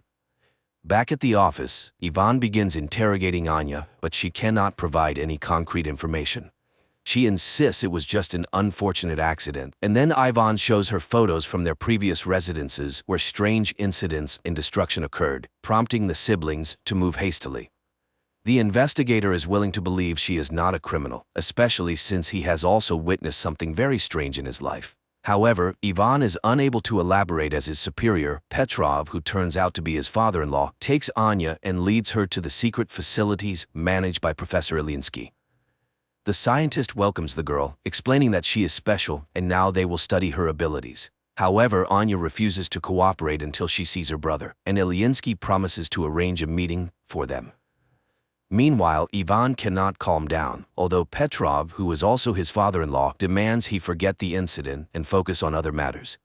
He had already barely managed to suppress his absurd report about an incident in Madrid. Returning home, Ivan tries to tell everything to his wife Vera, but she asks him to take a vacation and forget everything that happened. The action shifts to 1936. A group of Soviet soldiers, including Ivan, engages in battle with Spanish fascists in Madrid. Suddenly, a man in a strict coat and hat, wearing a strange mask, appears before them. Looking at the soldiers, he utters something incomprehensible, after which Ivan's comrades start shooting themselves one by one. Only Ivan finds the strength to shoot at the man in the mask. The man quickly disappears, leaving Ivan amidst his fallen comrades. The year is 1940. A man in a mask named Neumann and his assistant Katerina arrive in Munich, where the woman meets a Jewish boy named Baruch on the street, who plays chess brilliantly. She offers him a ride with them, noting he can always leave if he does not like their school. An orphan agrees and gets into the car, where Neumann utters several hissing words, causing Baruch to fall asleep instantly. Neumann agrees that the boy is brilliant, but by no means possesses superpowers. However, Katerina is determined to help the boy. Meanwhile, in Moscow, Professor Ilyinsky leads Anya to the laboratory where she will be studied, and fulfilling his promise, brings her to a cell to see her brother. Peter again asks her not to show her abilities, and she promises to write to him. Baruch is brought to an ancient castle owned by Neumann. The boy is laid in a hammock in a hall inhabited by many other teenagers, but when the adults leave, he wakes up and is frightened by the dark silhouettes surrounding him. Back in Moscow, Professor Ilyinsky leads Anya to a separate room, more like a cell, and locks her in there. He then reports to Petrov that he has never seen anything like it. The girl is a scientific discovery, a unique case, to which the chief objects. She is a new weapon. Later, Anya is subjected to various tests, but she shows nothing special. Ivan cannot forget the incident, studying everything related to the strange explosion. The video footage of the accident also reaches Neumann, and he decides to fly to the USSR. There, the man is taken to meet with Professor Ilyinsky. Neumann introduces himself as a worker from the Ahnenerbe organization and immediately determines that the professor is terminally ill. He offers to ease his pain if the professor allows him to speak with Anya. Ilyinsky does not believe in his abilities, but Neumann utters something, and glowing waves emanate from him, enveloping the professor, causing him to lose consciousness. Taking advantage of this, Neumann searches his desk and takes some papers. Soon, Ilinsky regains consciousness, but strangely feels no pain. He agrees to arrange a meeting with Anya and leads the German to the laboratory. Neumann approaches the girl and secretly shows her an execution order for her brother. Then waves of unprecedented force begin to emanate from the girl, literally blowing up the entire laboratory. Neumann grabs her and escapes. Ivan sees from the window a man in a hat whom he immediately recognizes and runs to the laboratory where explosions are heard. But Neumann and the girl are nowhere to be found. The narrative shifts to 1924. In a remote Karelian village, a woman lives with two children, Peter and Anya. One day they go with the village boys into the forest. Suddenly a pack of wolves leaps out at the children. The children freeze in fear, but waves emanate from Anya scattering the beasts. When the men arrive at the clearing, they find the girl dead. 1940. Petrov enters the devastated laboratory where people connected by tubes into a single organism and marked with the letter M lie in chairs. At first glance, this structure was not damaged by the explosion, as the injured Ilinsky lying nearby confirms. The professor reports that Anya caused all this and refuses to continue the experiments. Then Petrov shoots him. Afterward, he goes to Ilinsky's colleague, who everyone simply calls Professor Lyubov. Petrov asks her to activate the M Squad. Learning about the professor's death, the woman refuses to help Petrov, but he reminds her of her family, and Lyubov reluctantly agrees. On the train, a customs officer searches Neumann's compartment and finds an iron sarcophagus with Anya inside. Unsure of what to do, he goes for help. Meanwhile, Anya envisions her own funeral following the incident with the wolves. Frightened, she comes to, and Neumann informs her that he is saving her. Anya tries to run, but the customs officers, who decided to detain the strange German, stop her. However, he utters something, and the military personnel bring their pistols to their own heads. Neumann and Anya leave. At the same time in Moscow, Petrov reports to his colleagues that a member of the Ahnenerbe, which translates to ancestral heritage, Neumann has stolen a valuable exhibit from the USSR, the girl Anya. A squad has already been formed to pursue the German and will depart in a matter of days. Learning of this, Ivan requests to be included, but Petrov, feeling sorry for his daughter, refuses to do so. Neumann leads Anya to a spot where Katerina's car is waiting, and she drives the pair to the castle. It is apparent that the woman does not like Neumann's new toy, but he immediately says that Anya is just like him. At the castle, they are greeted by children whom Neumann calls his army. Anya is escorted to her room, and Neumann finds a guest in his office, Admiral Canaris, who is very interested in the scientist's research. But today he has come to express his displeasure with Neumann's sabotage in the USSR, as it could start a war. Neumann reassures him and invites him to a formal dinner. Meanwhile, Anya is startled by a sound and sees Baruch in her room, trying to open her window to escape the castle. But Katerina and Neumann appear and stop him. While Katerina takes the boy away, Neumann tries to convince Anya that the castle is a paradise, and no one wants to leave of their own volition. Katerina brings Baruch to a bedroom, reminding him that he must speak only German and not tell anyone his real name if he wants to live. But when she leaves, the other teenagers attack him. In Moscow, Ivan asks his wife to help him get enrolled in the squad, after which he goes to Professor Lyubov. He is interested in whether hypnosis can make a person do what another wants. The professor asks him not to travel to Germany, but he is determined to find the man in the mask. In the castle, Anya finds Baruch hanging. The boy tries to explain that the others hate him and beat him, therefore he wants to run away.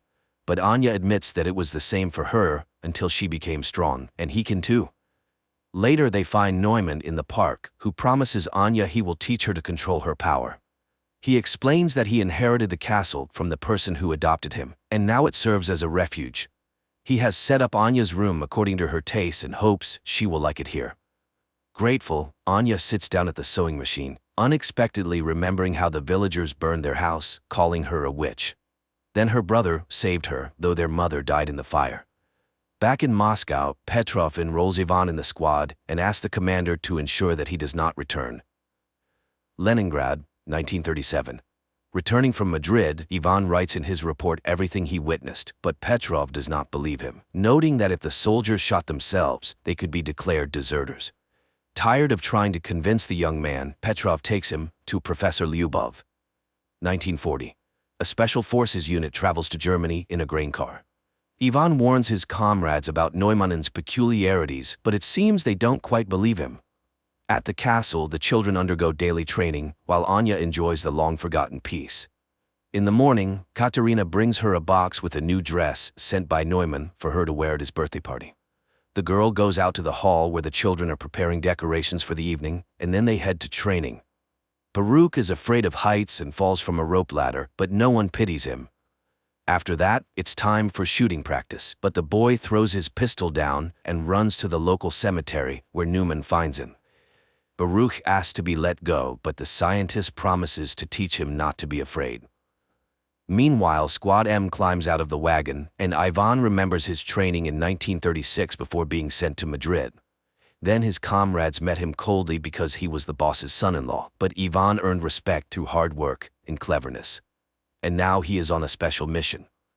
Suddenly, they are hailed by an old man who turns out to be their liaison and must take them to the castle. At the same time, Petrov is informed that the squad has successfully crossed the border. Guests start arriving at the castle. Neumann welcomes Canaris and escorts him to the hall where music plays, and ladies and gentlemen drink and talk about the beautiful evening. Neumann himself is enchanted by Anya's beauty, and she gives him a hand-embroidered handkerchief she made for him. Later, guests deliver laudatory speeches in honor of the birthday boy, and he invites Anya to dance to the envy of the present ladies. Canaris notices Katerina's displeasure, but the woman remains cold, rejecting his advances. She dislikes Canaris's interest in their wards, and he tells her that people are already coming for Anya from the USSR. Squad M reaches the forest house of their liaison, who supplies them with weapons and draws a path on a map, but then shots ring out. German soldiers have caught up with the saboteurs. A battle ensues and the Russians win. Later, the commander finishes off the wounded enemies and, unexpectedly for Ivan, shoots the liaison, indicating that they have no orders to return. At the castle, Canaris agrees to play chess with Baruch, and the boy wins. The admiral admires his genius, but upon learning that the boy is Jewish, he pulls out a pistol. Anya sees the man aiming at the child, and her powers activate. Guests watch in horror as everything in the hall begins to rise into the air. The admiral himself is lifted up, but at that moment Neumann grabs the girl by the shoulder. She faints, and Canaris falls to the floor. Everything stops immediately, but people scream and scatter. The furious admiral orders all children to be destroyed within 3 days and departs. Neumann escorts Anya to her room and admires her because today she managed to stop. The girl does not understand why it is necessary to destroy the Jews, and Neumann reminds her that no one pitied them either, as they were not like everyone else. The man returns to his office where Katerina awaits him, but he does not accept her attentions because he is seriously captivated by Anya and hopes to succeed with her. However, Katerina is saddened by this turn in their relationship and reminds him of Canaris's order, but Neumann intends to make a profitable deal. The action shifts to Neumann's childhood when children laughed at him and drove him away. His parents were forced to put a mask with a digital lock on him so he couldn't harm anyone, and the boy suffered greatly from this. One day his father complained to the landlord that his son was hindering his ability to fulfill his duties as a tenant, and the man came to see the unusual child. They explained to him that Neumann scared all the guests and caused his father to lose a finger. The year is 1940. The morning after the dinner, Anya goes out to the hall, but the servants who witnessed yesterday's incident look at her warily. Then the girl goes to the park where she is met by an armed Katerina, but seeing the guards, she returns to the house. Later, Neumann conducts a meditation for the teenagers, asking Thor to give them strength. Anya sees this and asks for permission to start training. Neumann orders Katerina to stay at the castle and wait for guests, and he takes Anya away. Meanwhile, the squad continues to move through the forest. Soon they find a rubber boat at the prearranged place. Neumann puts Anya on his personal plane and takes her to his parents' house. Landing, they walk across a bridge, and suddenly Neumann asks the girl to remember her brother. Her powers activate. Water rises up, carrying fish and creating a reverse waterfall. But then the man calls her. Anya comes to her senses, and everything returns to normal. However, now she can use her powers when she needs to. Soon they enter an old house, and Neumann recalls how he was taken from his father's home. Lastly, his mother writes down the password to his mask on a piece of paper, and little Neumann leaves their lives forever. In the present, he tells that his father was a harsh and cruel man, often beating him and his mother, so he promised himself that his child would never be unhappy. The man remembers how his patron removed his mask and wanted to throw it away, but Newman did not allow it. The man informed him that he would now take care of him, but he must trust him. Soon they arrived at the castle, where the patron confessed that every person has the right to be happy, and the boy lived for the first time like a normal child. But a year later, war came. His patron went away on business, and their home turned into a hospital. Neumann helped as best he could. Once he had to assist in the amputation of a leg. The soldier was in great pain, and then Neumann activated his powers and relieved the poor man of his suffering during the operation.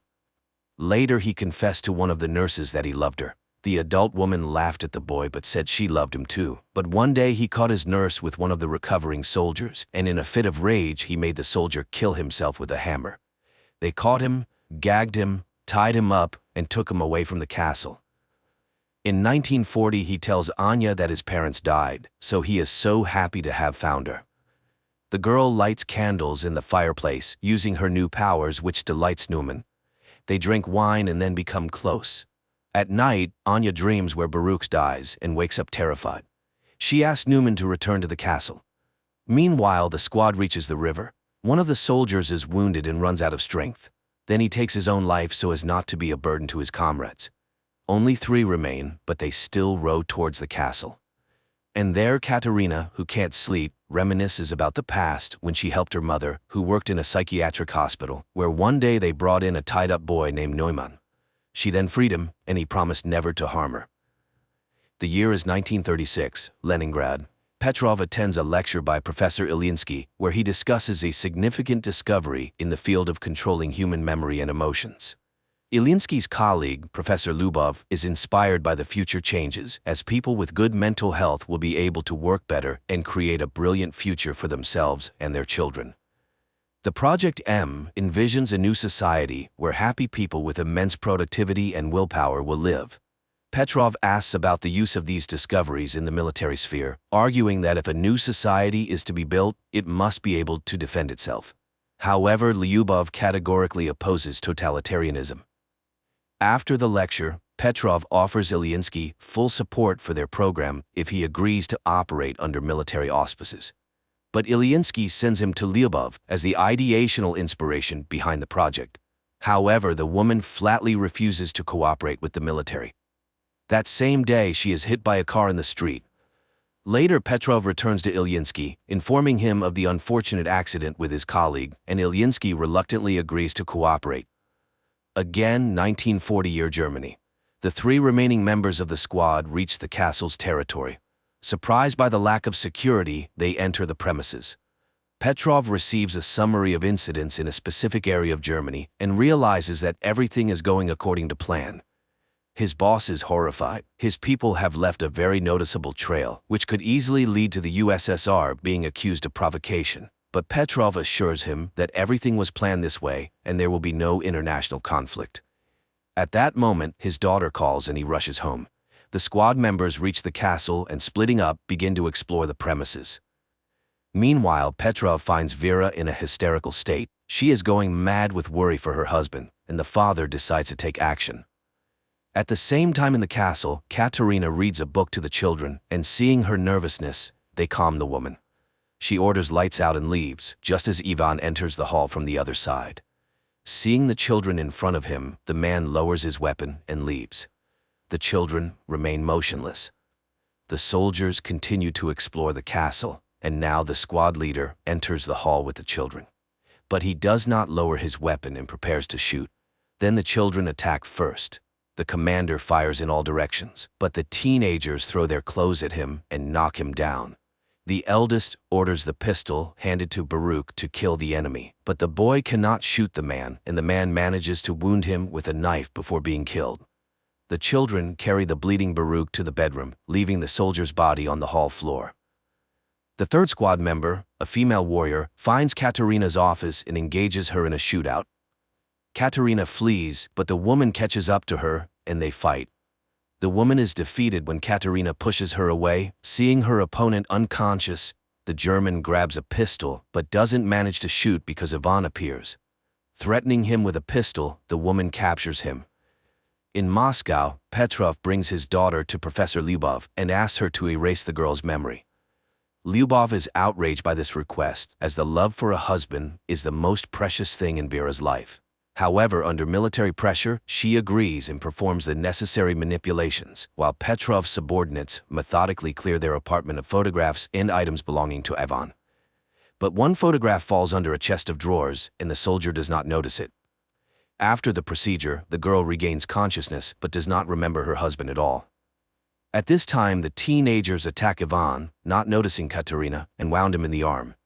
The woman drives off the aggressive children and escorts the wounded man to Neuman's office, where she admits to Ivan that she recognized him because she had seen him in Madrid. He asked why her master kidnapped Anya. Could it be that he wants to use her in the war? Katerina assures him that he still doesn't understand. People are petty and greedy creatures fighting for power. Neumann is unique. He is ready to seize all power on Earth to save the world from war. Meanwhile, Neumann and Anya arrive at the castle and find a wounded woman on the threshold. The scientist finishes her off with a pistol while Anya runs to the bedroom to the teenagers and finds Baruch dead. At this time, Ivan is bandaging himself while Katerina explains that they teach the children survival by developing their skills, because their destiny is to save the world under Neumann's leadership. The woman offers to help him escape if he will help her, but before Ivan can hear her out, Neumann enters the door. The Russian immediately picks up a pistol and takes the woman hostage. However, the German informs him that he does not care about her fate, which visibly upsets her. At that moment, Anya runs into the office and uses her power to knock Ivan off his feet, but when she recognizes the man, Neumann quickly takes her away, leaving the Russian with Katerina. In Moscow, Professor Lyubov mourns Ilyinsky when Petrov brings her folders with the names of the condemned, whom she can save by including them in Squad M. She remembers how after the accident, Ilyinsky came to her in the hospital. The man was shocked to learn that she had been mutilated by the military, but he was frightened and could not refuse to cooperate. Now the woman is alone and forced to make difficult decisions. She takes out a vial of M activator and recalls Ivan's story about the man in the mask.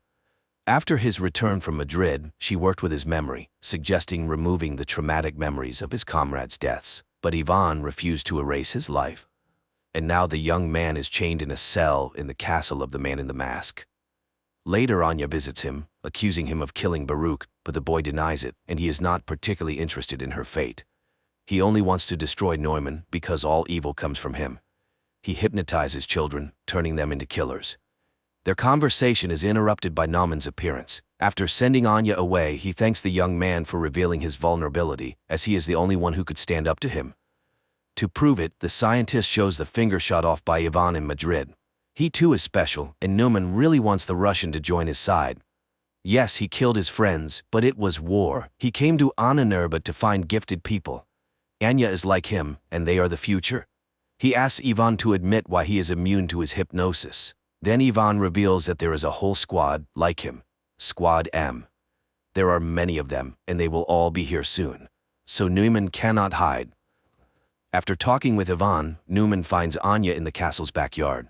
The girl asks him to hand over all affairs to Katerina and to leave this place forever. But Neumann does not want to run because they are extraordinary people, and when they are together they are unbeatable.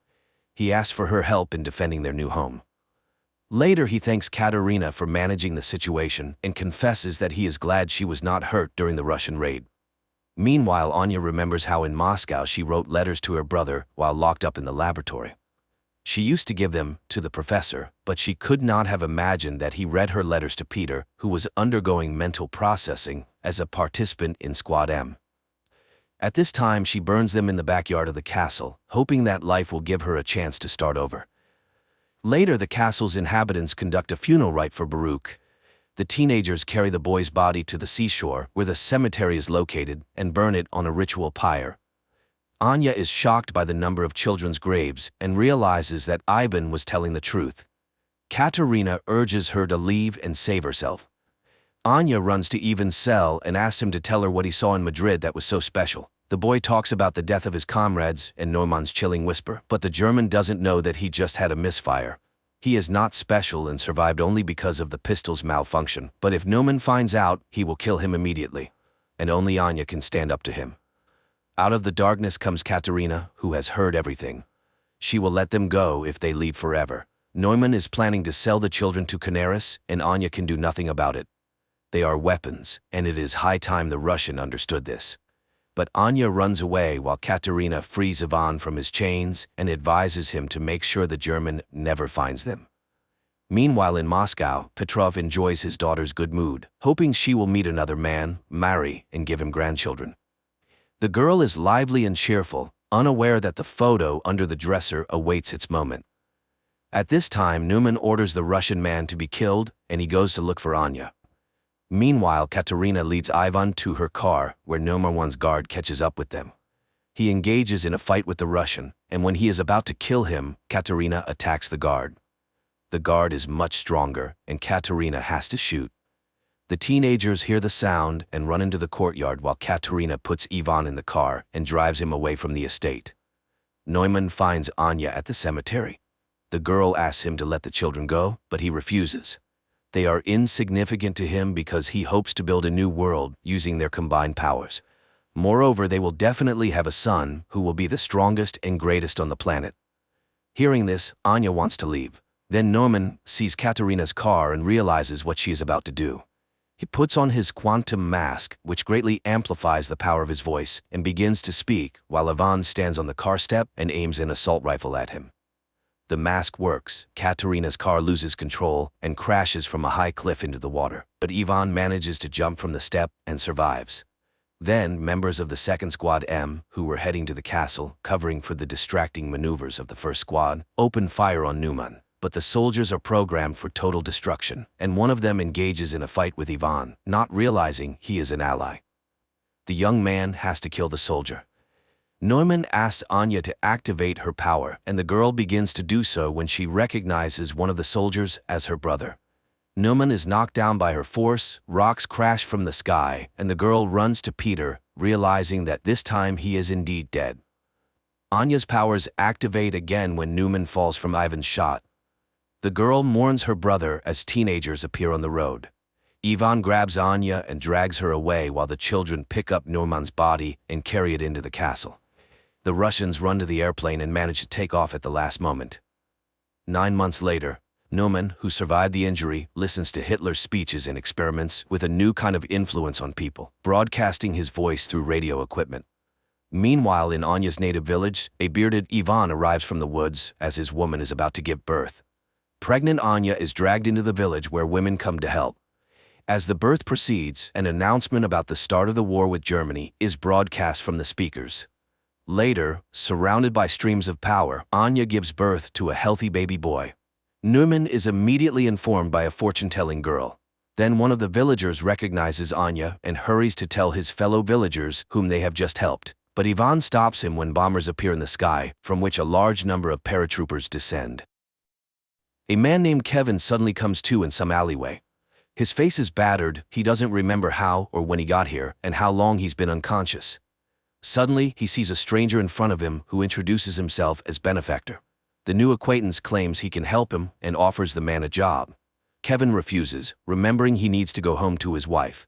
Then Benefactor explains that no accident occurred in this world. Calling the police is futile, and they have met far from the first time, because Kevin has shifted to another reality. Benefactor leads the man to a cafe, where it seems everyone knows him. Waitress Tina escorts them to the chosen table, although she cannot hide her fear. After a tense conversation at the table, Kevin realizes that Benefactor is actually Satan. The devil mocks Kevin's faith in God, proposing to discuss his marriage when Tina brings the ordered dish.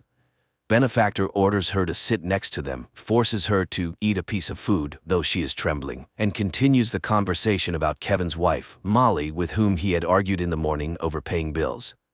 The man doesn't remember this, so Benefactor clarifies that an incident looks different from different sides, because for every choice made by a person, there are countless realities where the choice was different. A choice generates endless possibilities, and therefore realities. And everything a person can imagine in their mind exists somewhere in some time. Therefore, there is a force that can transfer people between realities, swap people with doppelgangers from another planet Earth, shuffle them. That's precisely what Benefactor does. He has already replaced Kevin's wife, Molly, multiple times. The first time was when Kevin gave her a silly pendant, which Molly's copy threw away. Kevin doesn't believe this nonsense and demands proof. Then Benefactor offers to shift someone. For instance, Tina. Benefactor adjusts some device on his wrist while Tina starts to cry, apparently genuinely frightened. Looking back, Kevin sees her weeping parents and regrets subjecting them to such an ordeal. And when he screams for Benefactor to stop, the girl disappears. The devil explains that she ended up in a world where her parents never met, and thus she was never created. So now the poor girl is in a psychiatric clinic. Kevin doesn't understand why Satan needs him, and he admits he's ready to offer the man anything he wants, provided he becomes one of his shifters, people who have sold their souls and transfer others to alternative universes. Other Kevins made their choice, so only he remains. In desperation, Kevin begins to pray silently for God's help. Benefactor furiously screams, claiming he is undoubtedly better than God, and he will never leave Kevin alone. And the more furiously Benefactor curses, the more fervently Kevin prays until suddenly Satan disappears, leaving Kevin in this reality. Horrified at what he has just done, Kevin apologizes to Tina's family and leaves. But stepping outside, he finds the world has changed. Police and strange masks are everywhere, and there are bans on virtually everything. 5 years later, Kevin is still in this reality, where most of the planet is destroyed by a constant war, after which the shifters came. At first they operated secretly, moving between alternative universes and expelling everyone who was inconvenient to the totalitarian regime.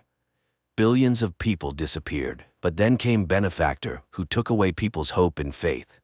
This is where he wanted to recruit helpers until Kevin arrived. It was after that illegal prayer that he was declared wanted as Kevin, who refused to work for the devil. After that, Benefactor tried 7 times to make him accept the offered terms, but Kevin consistently refused, enduring physical torments for it. Kevin bandages his numerous abrasions, listening to the Vika Theater advertisement, where anyone can see their doppelganger from another reality, and pondering rumors that the shifters have left this world. No one knows who the shifters are, as they freely walk between worlds and can take any appearance. Kevin's great desire was to obtain their devices for moving between universes, which they wore on their wrists, because then he would have the opportunity to return to his own world. Meanwhile, he goes to work, where he has only one friend, Gabriel. After work, the man goes to the City Gray slums, where the majority of the population lives. People here have nothing, not even hope. Kevin tries to do what he can and help whomever he can. The Holy Scripture is banned, but Kevin memorizes as much of the Bible as possible and distributes it through his friend Gabriel. And he constantly remembers his wife and the birth of his son. But all happy dreams about them end in a nightmare. One day, Gabriel wonders if it was worth expelling Benefactor like that, if Kevin never received any divine assistance. Maybe there was never a God. Kevin reminds him of the scripture pages, but he doesn't believe in the possibility of a coming. After such a conversation, Kevin goes to the Vika Theater, whose owner he knows. Russo has been unsuccessfully searching for his lost cat for a long time and is not very happy about the man's arrival, but still allows him to participate in the session. People used to simply want to see themselves happy and came here to forget the bad. But now everyone orders a reality for viewing where they are humiliated and beaten even more than in real life on this planet. Russo doesn't control the visions, he just turns on the equipment. This time he hands Kevin the remote, warning him that his visions are limited by the number of his doppelgangers. And the man starts the session, hoping to see his Molly. He sees himself as a gangster, then a lover, a prisoner, an alcoholic, and suddenly Molly appears on the screen. Kevin jumps up and the session immediately ends. Russo doesn't believe he managed to find his wife, but he still sets a new session time. The man leaves and finds himself in a crowd restrained by police. It turns out, after a long absence, Benefactor has arrived in this world, and the police are shooting everyone without trial who causes disturbances. Gabriel pulls his friend from under fire, and the pair hides in an abandoned house. In the evening, Kevin goes to the store and suddenly remembers how their son disappeared when they went shopping and got distracted talking to friends. The child wandered off and vanished without a trace. Their family couldn't withstand this blow. They started to argue, and Molly became addicted to alcohol. That's when he gave her the medallion with the resurrection symbol, but Molly threw it away. The man runs away and meets his neighbor, who invites him over, introducing him to his wife and 2 daughters. But when Kevin is about to leave, the neighbors suddenly detain him because they recognize Kevin, who refused to sell his soul to the devil. And when he denies it, the girls sing a church hymn for him, bringing Kevin to tears. The neighbors want to know anything about God, and the man recounts to them the parable of Job. Suddenly an alarm sounds, and turning on the TV, people learn about Benefactor's arrival for another recruitment of Kevin. Citizens selected for this mission must arrive at a specified place under threat of death. In the morning, Kevin goes to Rousseau's Vicatheater again. Rousseau is frightened by Benefactor's return and lets the man in very reluctantly. Rousseau is upset. His cat has been missing for 4 years, and he thinks she will never return, although hope still flickers. Kevin sits in the chair and summons visions, and suddenly he sees Molly again. But in this world she lives with her mother and a little daughter, and on her chest hangs a pendant with the resurrection symbol. Kevin realizes that this is his real Molly, but Rousseau doesn't know how to find her, especially since Kevin doesn't have a device for moving between universes. Then the man goes to Gabriel and acquires illegal firearms from him, intending to force Benefactor to return him to his former life in the old reality. The next day he sees Benefactor recruiting another newbie in a cafe, but the street is cordoned off and it's impossible to get closer. Waiting until the police are distracted by a fight, Kevin runs into the cafe, but upon bursting inside, he finds himself in his room. He doesn't understand what happened and goes outside, but immediately armed police confront him and the guy returns to his room. He tries a few more times to get to the cafe, but they open fire on him. In despair, Kevin throws away the gun and turns to God, but instead, Benefactor and Gabriel, who denies knowing Kevin, appear in the room. Satan mocks the foolish man who entrusts his writings to some coward. Kevin is still waiting for the coming, but he is not needed by God, and he will never come to him. So he can live well only by coming to Benefactor. Satan also refuses to talk about Kevin's missing son and admits that among all the doppelgangers, only he refused to cooperate. Outside, a scream is heard, and dashing out the door, Kevin sees a police officer shooting his neighbor. Then they open fire on his room. Kevin falls, dropping Gabriel, but the friend is already dead. And then Kevin sees on his hand the device for moving between universes and realizes that he has been one of Benefactor's minions all this time. He removes the device and instantly shifts to another reality, but around him is a desert. Kevin activates the device again and falls into a lake, emerging from which he again realizes that this is not his world. And again, he activates the device. In one of the realities, he ends up in a psychiatric clinic where several shifters with Gabriel's face greet him. He tries to run away from them, but they open fire. Kevin hides, and in one of the rooms, he suddenly sees Tina, who recognizes the man and asks to be returned home to her family. He activates the device for moving again and finds himself in the home of his doppelganger, who accepted Benefactor's offer. Recognizing Kevin, who refused to sell his soul, the doppelganger points a gun at him and tries to take the device, but Kevin manages to shift back to his bullet-riddled apartment. Kevin sees his neighbor being taken away by an ambulance as passers-by recognize him. The man has to run to Rousseau's Vicatheater. He sits in the chair, finds Molly, and enters the coordinates of her reality into his device. And immediately he finds himself in a large store where his wife is walking with friends. He cries from happiness at seeing her, but the woman reminds him that the collapse of their marriage was initiated by him. She has found someone else and is happy. Then he sees his pendant and admits that he believes in the possibility of restoring their past relationship. Suddenly, Benefactor returns Kevin to the totalitarian universe in Rousseau's Vicatheater, and right there next to him is Tina. Satan shows Kevin Molly crying after their meeting and reminds him that he can still bring her back. But in the corner, a broken Tina is weeping, and only Kevin can decide whom and where to return. Benefactor delivers a speech about God, who always lies, promising but fulfilling nothing and allowing such terrible things to be done to people. And suddenly Rousseau hears the meowing of his cat. She has indeed returned. Kevin laughs at this and remembers all the good that exists in this world, and he decides to give Tina back her life, foregoing personal happiness. Tina's parents embrace their newly found daughter, and Benefactor grabs a gun and points it at Kevin, but as soon as Kevin forgoes personal temptations, that is, frees himself from the shackles of Satan, who eternally tempts people, he is instantly transferred to a reality where Molly is a nurse and a single mother whom he had seen before. He strikes up a conversation, repeating their first meeting, and they fall in love and marry again. He accepts her daughter as his own and later plays with their newborn son. In the epilogue, Kevin says that although this is not his universe, it is now his home, where he has received twice as much as he lost. Inexpensive, but well-written, directed and acted science fiction that turns out to be more of a mystical drama with a religious message. The film is full of allusions to the Bible and direct quotes from the Book of Job, and the conclusion is made in the spirit of this parable. But who said that hope is a bad thing?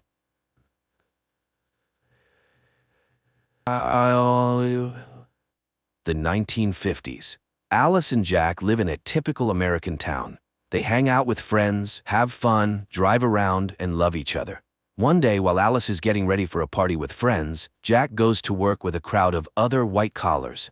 A female voice narrates that today is the 997th day. All employees are on their way to headquarters. All residents are safe and accounted for.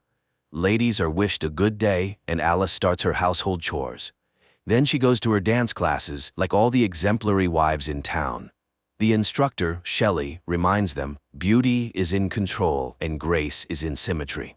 After the class, Alice returns home, chats with her neighbor Bonnie, who constantly scolds her children, and goes to take down the dried laundry. A catchy tune constantly plays in Alice's head, and she hums it. Suddenly, she notices another neighbor, Margaret, standing in front of her house, oblivious to her surroundings. Alice starts cooking, but one egg arouses her suspicion. She squeezes it in her hand and the egg turns out to be empty. She crushes the rest, they're all hollow. This activity is interrupted by burnt meat. In the evening, she greets her husband, beautifully dressed, with her hair done, and at a set table. However, her husband decides to start with another, more pleasant activity. The next day, the women relax by the pool. Alice is distracted, the song in her head again causing her concern. Then a visual sequence appears, a circle of women in wigs. Later, Alice approaches a model of the town and mindlessly traces her finger along the streets, and when she leaves the town limits, Bonnie picks her up. It's time for cocktails served by her children. During this time, the men discuss distracting topics. Everything is decent, sunny, and calm. A signal sounds, and Shelley welcomes the new residents. She is happy that the couple can learn from her husband, Frank, who has created something extraordinary, a new world. Margaret interrupts Shelley's speech, saying she and her husband shouldn't be here. Alice's husband hastily leads her away, and the newly appeared Frank apologizes to the guests. The couple is going through a tough time. They're tasked to chase dreams and confront chaos, the main enemy of progress. And they all change the world. The guests echo Frank's words. Everyone here is happy, they are all one family. The man thanks the women for supporting their husbands, they are their support. The fun continues. Alice goes to find Jack, but finds Margaret, who says she has nightmares she can't be here, but Alice's husband quickly pulls the curtain in front of Alice. Alice finds her husband in the house. Jack kisses her, and the couple gets some alone time. But at the brightest moment, Alice sees Frank, who, smiling, watches their lovemaking. Later, the women gather in a shopping center and discuss their perfect lives, and poor Margaret. Alice feels sorry for her neighbor, though Bonnie thinks she brought the trouble on herself. After all, she took her son into the desert by herself. They found her, but without the child. The conversation turns to what the men are doing. No one knows for sure, but it's said that they are making weapons. Bonnie cuts in. That's not their business. Women also do work. They create comfort. At night, Alice has a nightmare, but in the morning, as usual, she sees her husband off to work and starts her household chores. Then she goes on a trip. She is the only one left on the trolley bus and says she just wants to ride. Suddenly, she sees a plane flying towards the mountains, and then it crashes. Alice yells to the driver, but he doesn't understand what she wants. She urges him to help the victims, but he is on his route and cannot deviate. Alice jumps out of the trolleybus and runs towards the mountains. She walks a long way through the desert, then reaches a road and climbs a high mountain, topped by a strange dome. She approaches closer and stops at a mirrored glass. Around her, no one, only her reflection. Alice raises her hands to the glass and loses consciousness. In front of her in the darkness, a circle of dancing women and a male voice calls for order. People must allow themselves to discover what life should be like. The next moment, Alice finds herself on her bed. Coming to the kitchen, she sees Jack preparing dinner. The dishes are in disarray, many groceries spoiled. Alice doesn't understand what's happening, and her husband explains that when he came from work, she was already asleep, and she returned home on the trolley bus. Alice doesn't understand. Did the driver come back for her? But now Jack looks at his wife uncomprehendingly. Alice decides she saw everything in a dream. The next morning, everything goes as usual. Alice sends her husband off and starts cleaning the window glass, but suddenly it seems to move. It presses her against the wall, and the woman is gasping for air. The next moment, the phone rings and Alice is completely free. Margaret's voice on the phone urges her to get out of there. After all, she was there and saw it all herself. Alice again sees dancing women, but now it is herself and her friends. And suddenly, instead of her own reflection, Margaret appears, approaching the mirror from the other side and starts banging her head against the surface. Alice screams and comes to. She runs home and sees Margaret on the roof of her house. Turning to Alice, the woman cuts her own throat and falls down. Alice screams in horror, and the arriving employees pick her up and carry away the neighbor's body. In the evening, she tries to explain to Jack, but he doesn't believe his wife. Margaret is in the hospital. She accidentally cut herself while washing windows. Alice feels guilty because her neighbor asked for help. What is happening around them? She asks him to tell her what he is doing on the project, but he cannot talk about it. He asks her to stop the hysterics, which could ruin everything. At night, Alice watches an advertisement for their town and catches herself thinking that it feels like she is floundering in a pool from which it is impossible to swim out. In the morning, she is cooking and suddenly starts wrapping her head with cling film. Alice seems to want to bring herself to her senses, but even the suffocation doesn't help, and she tears off the film. The arriving doctor assures the woman that it's just nervous strain, as Alice witnessed Margaret falling. The woman again insists that her neighbor slit her own throat. The doctor suggests prescribing her pills, but Jack refuses. They will cope. The doctor assures Margaret will soon recover and return home. He leaves, forgetting his briefcase, from which Alice manages to pull out a folder with Margaret's personal file. But all the text is smeared, unreadable. Alice burns the folder. She drinks alcohol and again sees dancing women. Then she finds herself in the bathroom. Jack is unhappy. They will be late, and he brings her a dress. Then he asks Alice to think about having a child, and tonight they have a wonderful evening ahead. The couple arrives at a restaurant where all the town's residents have already gathered. A performance by a glamorous blonde is demonstrated to the audience, and Alice again sees the circle of women and Margaret killing herself. Alice feels ill, but those around her do not notice. Frank gives a speech and invites Jack on stage. He is ready to congratulate the man as he is now entering the senior expert council. He presents Jack with a token of loyalty, a ring. The audience applauds, and Jack performs a dance of gratitude. Alice, unable to watch this, runs to the bathroom. She has a vision of another Jack who has lost his job. A perplexed Bonnie finds her. Alice tries to explain something, but her friend interrupts her. Was Alice at the headquarters? Has she gone mad? She's acting like a spoiled child. Her job is to support her husband, yet she is ruining his career. And now she is behaving like Margaret. Returning to the hall, Alice watches Jack's triumph and restrains herself. In the morning, Jack reminds her that they will have guests in the evening. She needs to express gratitude to Frank. Alice greets the guests with a smile on her face. Everything, as always, is perfect. Her husband meets Frank while Alice finishes the appetizers. The man enters the kitchen and suddenly starts talking to the hostess. He regrets that Bonnie didn't believe her, but she didn't believe Margaret either. He has been waiting a long time for someone to challenge him. The guests sit down at the table. Alice demonstratively takes the host's seat. Jack, complying, sits next to her. The conversation about nothing begins. Suddenly Alice asks why all the women in the town are from one, at most two states, and they all vacation in the same places. Jack tries to steer the conversation away, but Alice continues. They all met their husbands on a train, under similar circumstances. All their stories are the same because they are told what to remember, but sometimes they suddenly remember the forbidden. Frank is doing something with all of them. The man, smirking, reminds her of her nervous breakdown. Why isn't she getting treated? And why was she at the headquarters? Jack is horrified. She was at the headquarters? Frank continues. She broke the rules. It's the result of psychosis, but she revealed herself to him in his bedroom. Alice is stunned by such a dreadful lie, but Jack believes Frank unconditionally. The woman tries to appeal to the guests' common sense. Where do these products come from? And what's in them? But then Shelley stands up. She will no longer allow her husband to be insulted. The guests leave. Frank is disappointed. He expected something more interesting from her. Jack, having seen everyone out, returns to the house. Alice tries to convey to him that he is the most precious person to her. And she asks to leave here, anywhere, just together. And Jack agrees. They leave the house and get into the car, and then the husband apologizes to his wife, but in the next moment, employees pull her out of the car and carry her into the darkness. Alice finds herself on an operating table. Visions with her husband pass by. A doctor in a mask leans over her, in which she recognizes herself. In the next moment, Dr. Alice finishes the operation and goes home, where her unemployed husband meets her. He hasn't prepared dinner because he didn't know what she would want. There's also no hot water. Alice is very tired. She has been standing at the operating table for 30 hours, so she denies her husband intimacy. He sits at the monitor and listens to the advertisement for a new simulation. And again, a sunny morning in Paradise Town. Alice returns to her surroundings. An enthusiastic Bonnie meets her and shares the latest news. Alice hugs her children and does not notice her friend's worried look. Her husband goes to work. Alice does household chores, dances, and swims.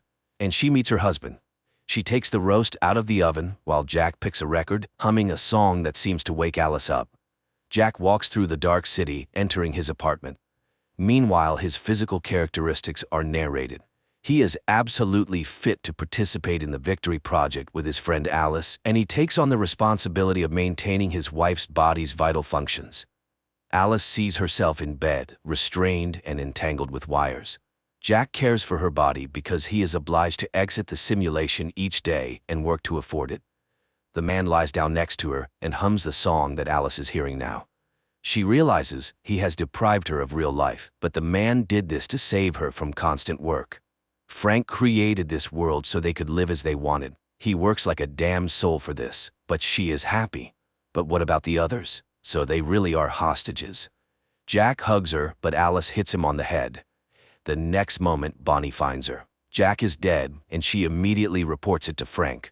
Bonnie confesses that she knows everything about the simulation. She chose this life herself because here she can be with her children, who are alive, but other women know nothing. Alice must run, or they will kill her. The woman steps out into the yard, goes to Jack's car, and drives into the desert. Employees chase after her. Cars catch up with her, but Alice, making a maneuver, causes a collision in which a doctor dies. Her pursuers continue the chase. Frank is informed of the incident. He orders the woman to be captured at all costs. In the next moment, Shelley stabs him with a knife. He is a fool and has botched everything. Alice races towards the mountain, but near the summit, her car stalls. She continues on foot. Employees pursue her, and there ahead, the dome. The woman approaches it, her pursuers just steps behind her, and suddenly feels her husband's hands on her shoulders, asking her not to leave him. Shelley reaches out. A strike. Darkness. Visions of the perfect life and victory. And a sigh from a woman waking up in reality. That case when it's hard to take someone's side. The husband deprived his wife of reality with good intentions to make her happy, and probably many would want to escape into the simulation from everyday problems. But can you make someone happy against their will?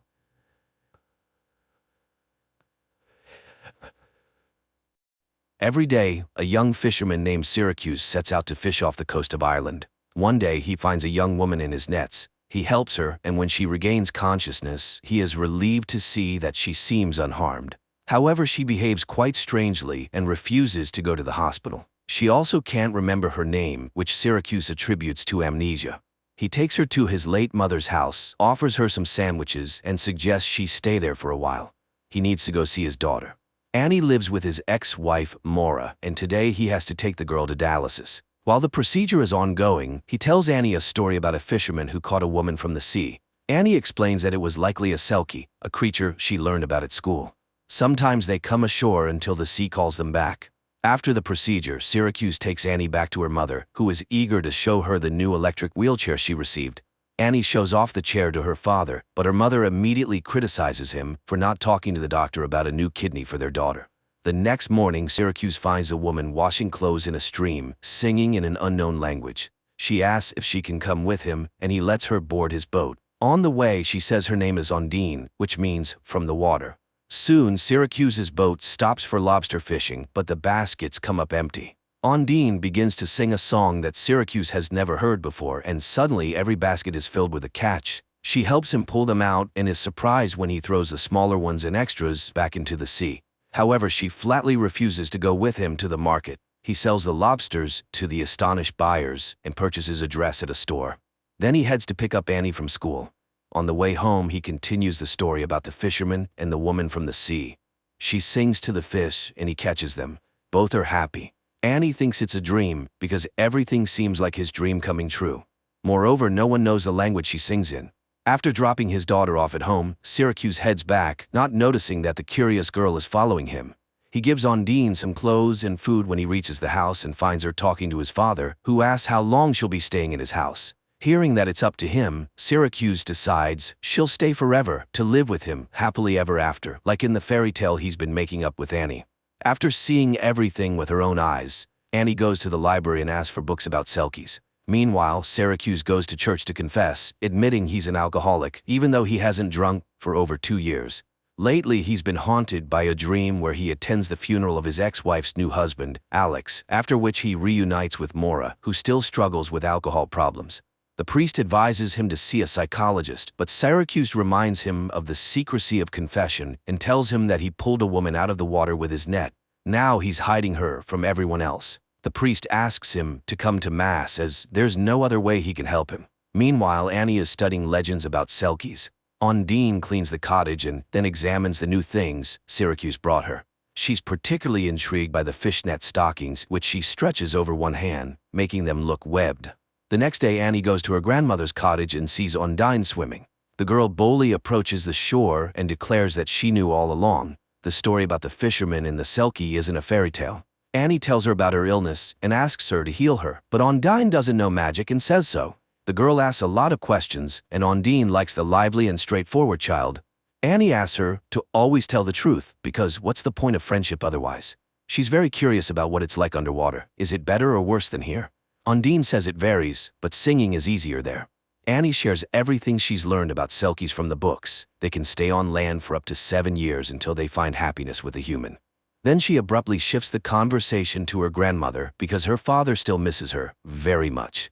Remembering her mother, Annie prepares to go home, and Ondine asks her to come back again. Syracuse also goes to the library to borrow books about Selkies, only to find out that Annie has already taken them. Meanwhile, Annie meets up with the neighborhood kids who show off their bikes, and she lets one of the girls play with her wheelchair before it runs out of power and rolls into the water. The kids abandon Annie, and she has to make her way home where she's met by Alex. He recharges her battery and tells her that Selkies were invented in his homeland of Scotland, but the girl insists that Ondine speaks a different language. Meanwhile, Syracuse finds Ondine on a pontoon in the middle of the bay and offers to take her back to his boat. He asks her to hold the tiller, but when a patrol boat speeds by, Ondine hides and steers the boat with her foot. Syracuse teases her, noting that she manages just fine with her feet. She starts singing again as he pulls up his net and discovers it's filled with a bountiful catch of salmon, which his nets usually can't catch. Before he can fully enjoy his luck, Syracuse sees the patrol boat returning. The wildlife officers find the salmon and demand to see the nets he used to catch them. He shows them the usual nets for catching salmon, but they're completely dry, meaning he's telling the truth. However, the men notice Ondine hiding in the hold. She confirms that Syracuse caught the salmon in an ordinary net, and they leave the boat. Relieved that the officers believe their story and that nothing happened when Ondine was seen by people, they head to the harbor together to sell the catch. Syracuse offers to buy her a gift, and she asks for another dress, which she'll choose herself. On the way to the store, they run into Annie, who's thrilled that their story isn't just a fairy tale. The girl helps Ondine pick out an outfit while the townspeople gawk at the pretty stranger through the shop window. Later, Annie arrives at her grandmother's house, which looks festive and cozy thanks to Ondine's efforts.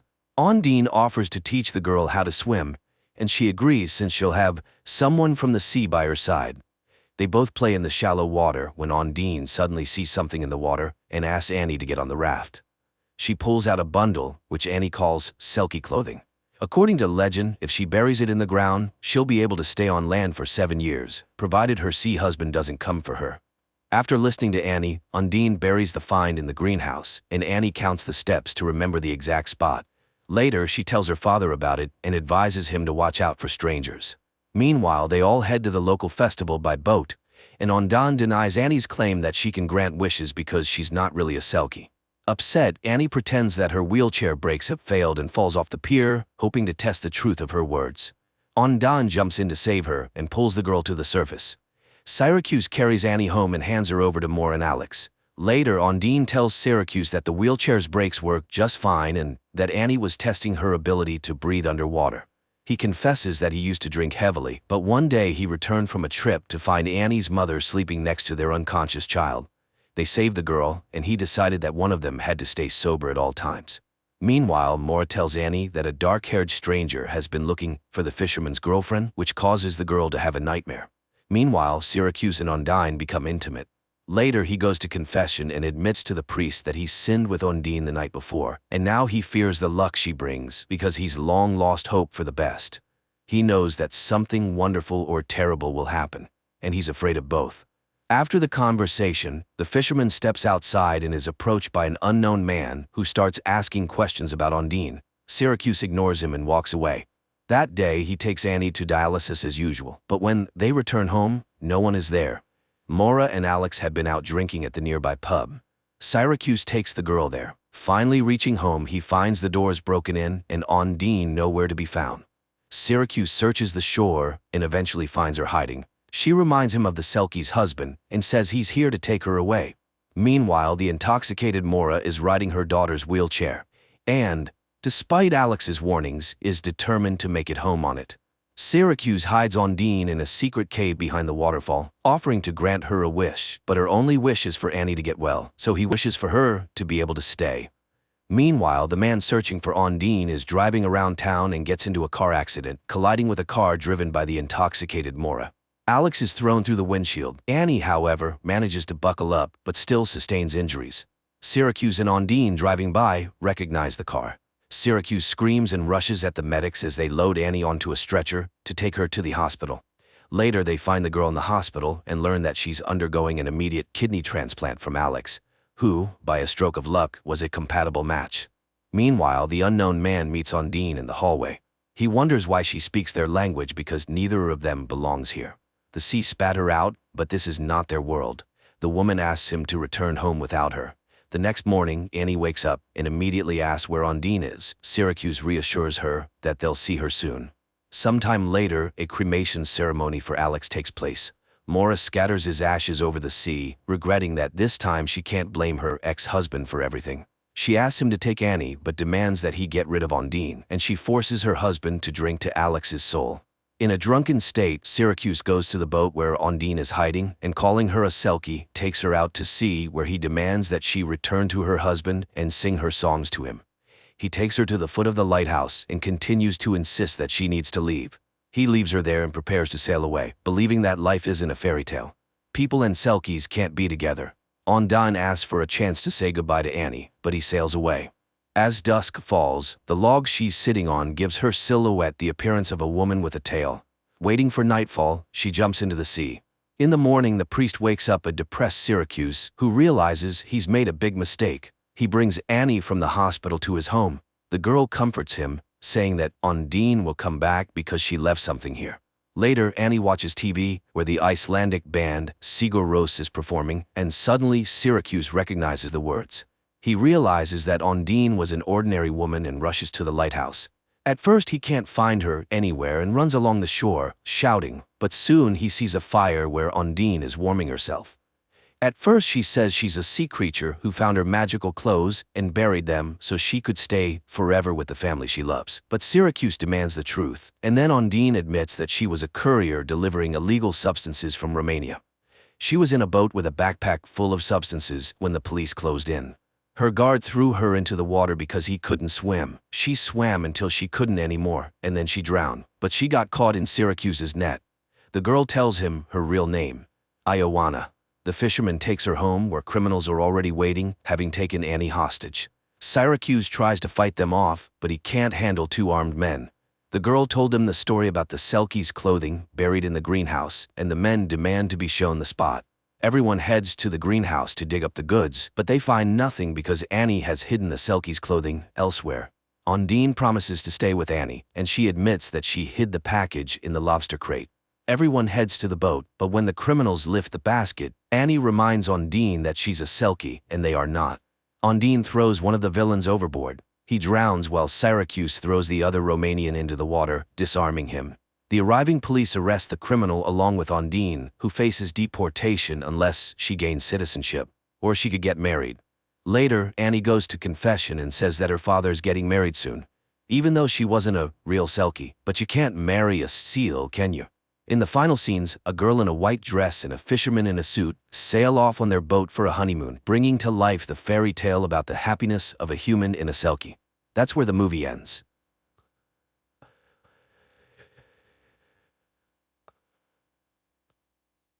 A thousand years ago, the first settlers left Earth and formed the League of Free Worlds. Some got warm, sun-drenched planets, while others were fated to be born on a planet covered with impenetrable swamps. People built a model city there where order, prosperity, and total control reigned. Christie was among those who couldn't reconcile with such an existence, which landed her in prison. But since there is no death penalty on planet XT-59, a group of 10 prisoners is sentenced to lifelong exile in the swamps. If lucky, they might reach the Paradise Islands, but no one recalls such instances since the swamps are teeming with dangerous creatures. This time, as the prisoners were prepared for their last journey, the captain incapacitates one of the prisoners, his head shrouded in a sack, and orders him to move forward. The prisoner inquires about the security barrier and begins to move very cautiously. He miraculously avoids the hit from the security's invisible barrier, and the captain orders to deactivate the protection. Then, the captain reads the sentence and removes the sack from the prisoner's head, followed by an order to give the prisoners a metal box with supplies. They have an hour to set off, or the guards will kill them on the spot. One of the women goes into hysteria, claiming she's a tourist and innocent. She tries to run, but Christie catches and calms the unfortunate woman. The prisoner, freed from the sack, suggests that people introduce themselves.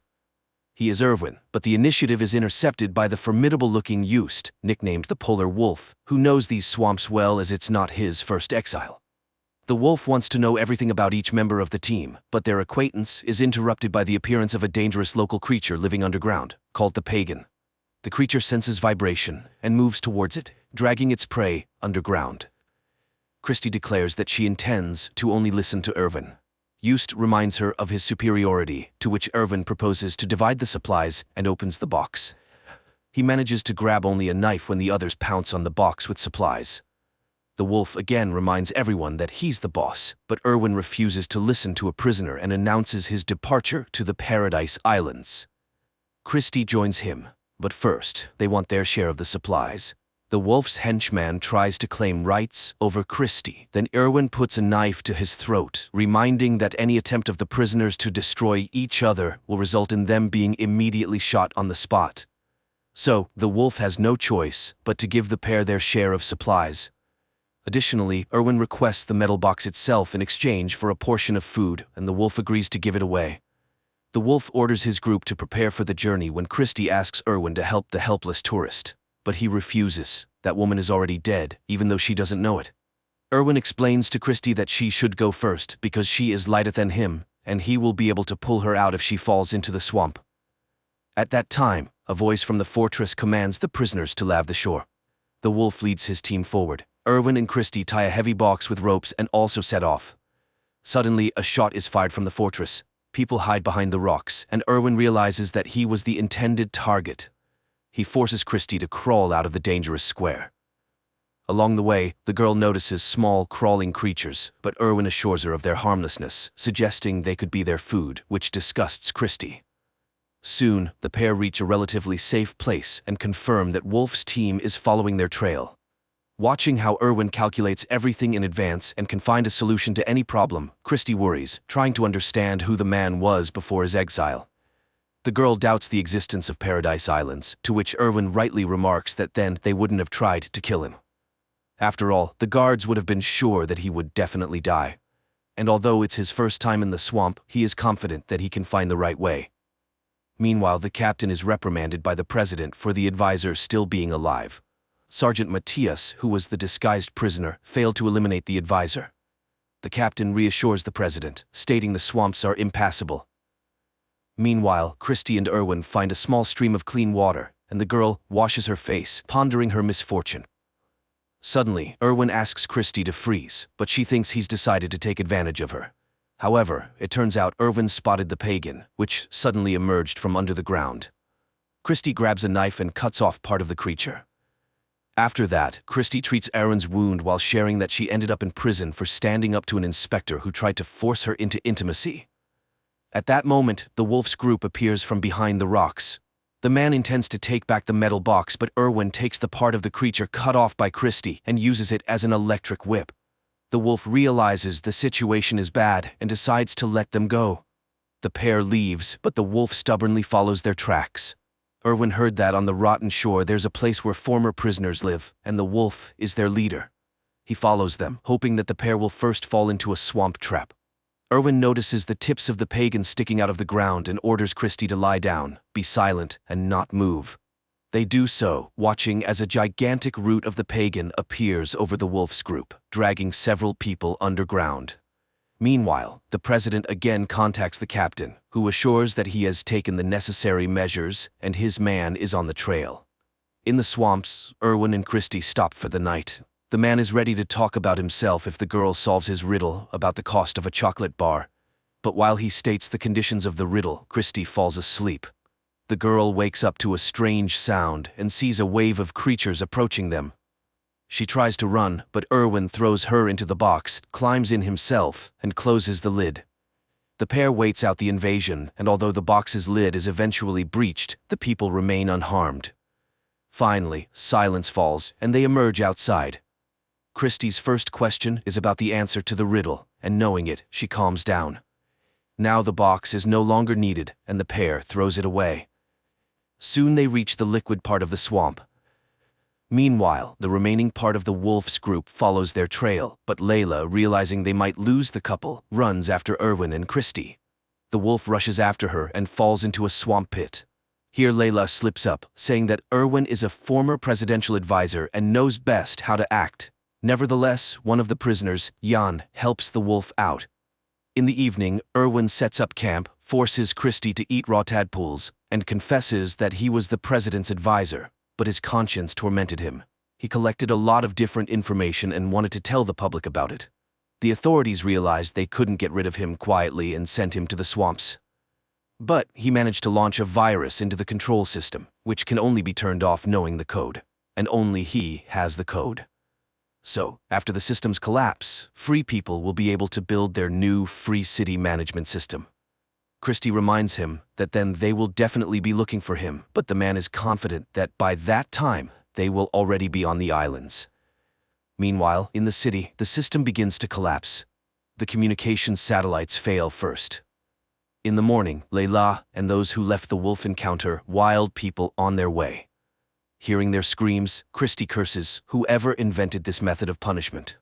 Erwin admits that he did it because he thought it was humane. Christie breaks down and berates Erwin, urging him to burn himself so no one can learn his code. He starts screaming, calling the savages to fight to die, but no one comes out. Then Christie confesses that she was offered freedom for his death. Meanwhile, the wolf finds those hiding among the rocks of his group. To save herself, Layla tells about the offer she received to kill the advisor, after which a ship will fly for her. The wolf orders to find the sensor on her body. The girl runs away and dies in the web of a dangerous swamp fungus. Seeing that their spy is dead, the captain arms Sergeant Matthias and sends him on the advisor's trail. Meanwhile, another man from the wolf's group dies, and then Jan catches up with the couple, and distracted by him, Erwin falls into a trap to the wolf, who intends to exchange the advisor for freedom. Erwin, tied up, tries to persuade Christie to run, but she suddenly kisses him.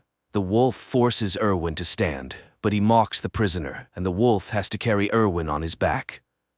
Meanwhile, Sergeant Matthias's group lands in the ruins of the old prison where wild criminals live. Soon the wolf's group also gets there. Leaving the tied advisor and Christie aside, the wolf goes to negotiate with the sergeant. But while they are agreeing, Erwin frees himself and escapes. The wolf promises to find him but gets shot by the sergeant, after which Matthias finds Christie and Jan, and killing the latter leads the girl forward. Erwin confronts Matthias and demands to release Christie in exchange for himself. The military agrees but shoots a tranquilizer, hitting Christie, and himself receives a knife in the back from the fatally wounded wolf. Erwin thanks the dying man, who advises not to go to the Paradise Islands because they don't exist. Then he drinks poison to avoid suffering. Later, Erwin, carrying Christie in his arms, reaches the sea, and the advisor realizes that the Paradise Islands are rafts made of plants and they can cross the strait on them. Meanwhile, the captain loses contact with Matthias and realizes that further search for the advisor is useless, but he sends the last combat drone after him. At this time, Christie comes to her senses and realizes that their island is gradually sinking. The prisoner with them, Job, hears this and goes into the water to save the couple. Soon they hear the sound of an approaching drone, but the drone fails to reach them and falls into the water, thereby proving that Erwin's virus worked and the city's control system is destroyed. Their joy is overshadowed by a cliff appearing ahead. The couple wraps themselves in their plant-made island and miraculously survives a gigantic waterfall. Soon, they reach the shore, where a secret bunker is set up in case of the president's escape, designed and built by Erwin. But he doesn't know the entire code. The last figure was entered by the president. There are only 2 attempts, so guessing it is impossible. Then Christie remembers the riddle about the chocolate bar and, knowing the president's answer to it, which Erwin also posed to him, suggests entering the number he named. And the bunker opens. But then it turns out that the hidden spaceship there is single-seated. Erwin insists that Christie should fly alone, but she refuses because she loves him. In the last scenes of the movie, the voices of Christie and Erwin are heard, making it clear that they somehow managed to squeeze into the spaceship together. Thanks to their rescue, the League of Free Worlds learned the truth about the planet and destroyed the remnants of the Total Control System. But 10 years later, a new system was established on planet XT-59, much more cruel than the previous one. The movie is simple and at times imperfect, but it's truthful and unexpectedly relevant because no one can bring freedom to the people from the outside. Everything is achieved only through one's own efforts and by taking responsibility for oneself and no one else.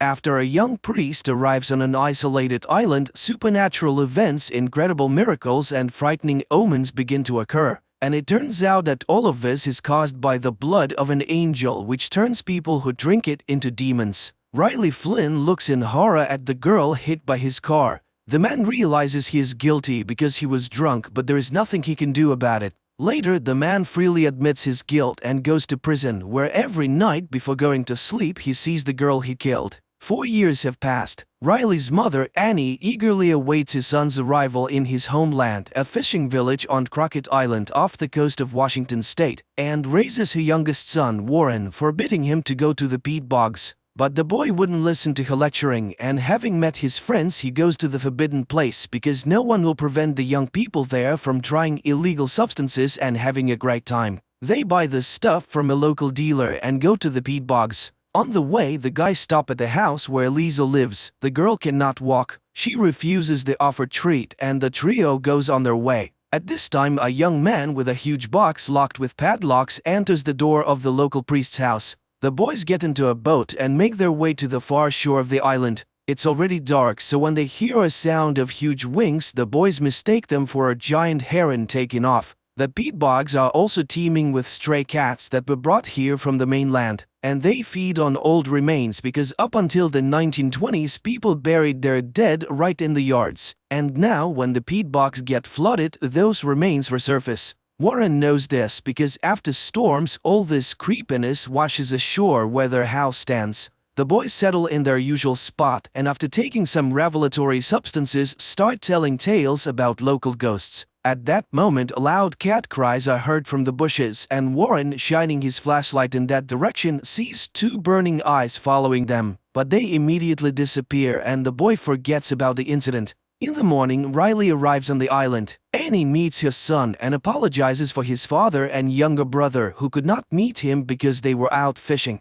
Meanwhile, the ferry is met by a zealous parishioner, Beth Keane, who is concerned about the long absence of Father Pruitt, but the priest is not on the ferry. Meanwhile, teacher Erin Grin undergoes an ultrasound examination of the unborn child and the doctor assures her that there is nothing wrong with the baby. The women pay attention to Riley, from which they are distracted by the appearance of the doctor's elderly mother who suffers from dementia. Annie introduces her son to the new sheriff and the latter greets the boy. The sheriff then wakes up the only detainee, local alcoholic Joe, who came running in the night screaming that a huge albatross was chasing him.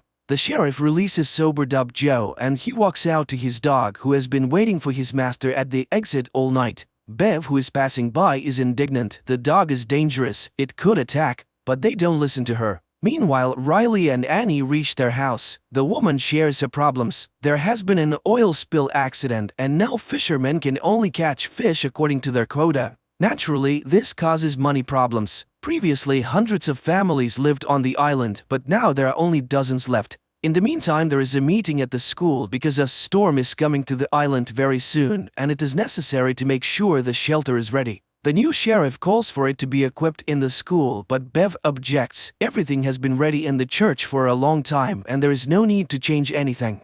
All members of the Flynn family finally get together for dinner. Riley informs them that he has to travel to the mainland to check in with the Alcoholics Anonymous, which is one of the conditions for his release. Warren talks about the new teacher, a daughter of an ex. Riley perks up. Is Erin really back on the island? And learns of her pregnancy. Annie announces that their old priest, Father Pruitt, has made the trip to the Holy Land, despite his age-related problems. Warren serves as an altar boy and is aware of the pastor's forgetfulness. Riley disappoints his parents. He has no intention of going to church, which incurs the wrath of his father, a devout Catholic. Meanwhile, Bev notices a light in the windows of Pruitt's house and upon entering stares in surprise at the man who meets her. And in the shoreline thickets, attacks on the cats begin to occur. Before going to bed, the father tells Riley that after what happened to him, Annie goes to church every day and prays for him. He asks the boy to at least sit in the pew, for it is very important to his mother. At this time, the new sheriff and his son perform namaz before going to bed. The doctor catches the mother trying to climb to the second floor, and Riley sees Warren climb out the window to go to his friends. At night, Riley as usual sees recurrent dreams of the dead girl and of himself sitting in the boat. The dawn is breaking. The altar workers are preparing for the upcoming church service and notice that the wine bowls are already full. The congregation takes their seats. Bev opens the service, people sing hymns while the new priest enters the room. Paul Hill has been sent to replace Father Pruitt, who has left and is hospitalized on the mainland. Paul conducts the service and administers communion to the faithful except for Riley, who has refused to do so. The new priest calls all the parishioners by name, explaining this by Pruitt's stories. Riley decides to accompany Erin, and the young people reminisce about their past encounters and talk about their experiences. They both vowed not to go back, but nevertheless they are on the island again. Riley lost everything after the accident and Erin is separated from her husband. The man admits that he read all about different religions while he was in prison because he hoped to find God, but ended up being an atheist. And here he is of no use to anyone and doesn't know how to move on. In the evening, the storm comes to the island and Riley sees what looks like Father Pruitt walking along the beach, but when he goes out to look, he finds no one. And in the morning, people find hundreds of dead cats on the beach. The citizens cannot determine the cause of death of these animals, although the sheriff suggests some kind of disease, until he discovers that there is not a drop of blood in their bodies. Riley admits to seeing Monsignor Pruitt at night, but nobody believes him. Later, the man travels to the mainland while Father Paul holds a service, but the church is almost empty. Of the regular parishioners, there's only Lisa, the mayor's paralyzed daughter. The priest gives her communion, then walks her home and learns that the girl's mutilation is the result of an accidental shooting by drunk Joe. In the meantime, Erin catches Bev in the storeroom, from where the woman takes a box of poison intending to poison the rats, which have become too numerous. And Father Paul comes to Dr. Sarah's house to administer communion to her sick mother. The elderly woman calls him by the name of Pruitt, which her daughter believes is a symptom of the developing dementia. Back on the island, Riley speaks to Erin. It becomes clear that the two were romantically involved in their early youth. And Annie suddenly notices that her eyesight has improved considerably. In the morning, Father Paul meets his flock at Ash Wednesday, the beginning of Easter Lent. He gives an inspiring speech about the rebirth of the island and the first disciples of Christ, the fishermen. And he reminds them, man must remember that he is dust, and to dust he shall return. After the blessing, the residents gather for the feast. Riley speaks to the priest and again recalls Father Pruitt. He is convinced his eyes did not betray him that night. It was Father Pruitt. Father Paul suggests starting an Alcoholics Anonymous group on the island so that Riley doesn't have to travel so far. especially since there are others here suffering from this evil. The fun is interrupted by an unpleasant incident. Joe's dog dies after eating food off the ground. A new morning arrives. Riley goes out fishing with his father because the father has a bad back. Meanwhile, the sheriff goes to the school pantry where Bev confesses that she left poison in some parts of the island and the dog really could have died from it. But it was unintentional and anyone could have taken the poison. In the evening, Riley visits Father Paul and reveals that Bev has extorted donations for the church from the parishioners after convincing them to accept an agreement with the oil company that poisoned the waters of the bay and to receive generous compensation. And it's the same story everywhere else in the world. Villages are getting poorer and churches are getting more luxurious. The father reminds Riley that he was once a believer, and the boy expresses his contempt for the doctrine of good deity because the idea that suffering leads to purification is appalling. At night, Erin sees a mysterious creature near her house and noticing the bloody discharge rushes to the doctor. But Sarah reassures the woman there is nothing wrong with her baby. Later, she has to convince the frightened mother that she just imagined a face in the window. Meanwhile, the dealer passing by an empty house hears strange noises inside. He walks through the door and is attacked. It is morning and Father Paul, for some reason, takes a particularly close look at Lisa. Then he insists that the girl get up from her chair and come up for communion. And to everyone's shock, Lisa gets up and walks up to the priest. At night, Father Paul enters the confessional and tells himself that he is lying to the parishioners. After all, Father Pruitt was sicker than they thought, and having gone to the Holy Land, the man often fell behind the group. But the parishioners don't need to know that. They will believe that their shepherd is being healed on the mainland and will soon return to the island to witness the miracles that are happening. For after Lisa's recovery, which is perceived by the residents as a miracle, a religious revival begins on Crockett Island. Except that Father Paul himself becomes sick and vomits blood after the accomplishment, which Bev sees, and then the woman notices a newspaper clipping with Father Pruitt's portrait hanging on the wall of the priest's house. The doctor examines Lisa and cannot understand the miracle that has occurred, but her parents strongly oppose her examination on the mainland. And later, the woman finds her mother on the second floor of the house, to which she climbed on her own, although she has not been able to walk for a long time. Meanwhile, suffering people begin to converge on the church, which pleases Bev immensely but displeases Father Paul. He doesn't need the publicity, especially since many, including Riley, think it's a misdiagnosis by doctors. But that same evening, a miracle happens to his father. The man suddenly stops having back pain and even asks his wife to dance. At this time, Lisa summons Warren and the couple runs off to have fun, and Riley goes to Erin. More and more parishioners come to the morning mass. And one day, Warren catches Father Paul pouring some kind of liquid into the wine, and during the sermon, the priest suddenly collapses without feeling. The story shifts to the time of Father Paul's confession, in which he tells the true story of Monsignor Pruitt. After a visit to Jerusalem near Damascus, he was caught in a sandstorm and took refuge in ancient ruins. This is where Father Paul comes to his senses. He is examined by Sarah, though the man is against any intervention.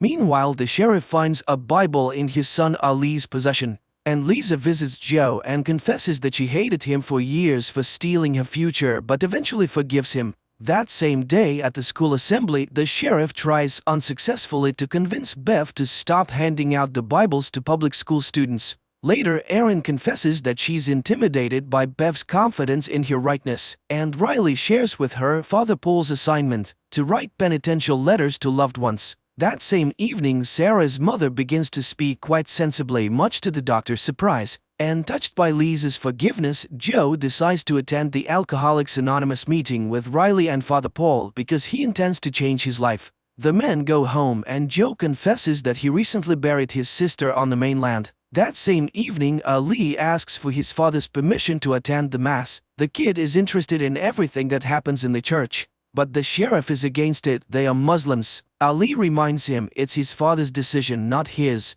But the father recalls how his dying wife praised Allah until the very last moment. God cannot decide who gets a miracle and who does not. The sheriff turns off the light and jumps away from the window because behind it is a pale face, but the next moment there is nothing. In the meantime, Father Paul collapses in front of Bev and the congregation and dies coughing up blood. The action carries over to the moment when Pruitt takes refuge in the dark cave. He burns matches, trying to make out the room where he is trapped, and suddenly sees two burning eyes. Then he is attacked by a nightmarish creature that sucks his blood and drinks his own blood in return.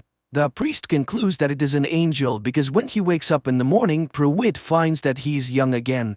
So he decided to take his savior with him. He rode ahead, waiting for the angel to catch up with him. And he was very much afraid that the angel would disappear. Here on the island he hid it from everyone and lied to the parishioners because he was Father Pruitt. The next moment the priest comes back to life.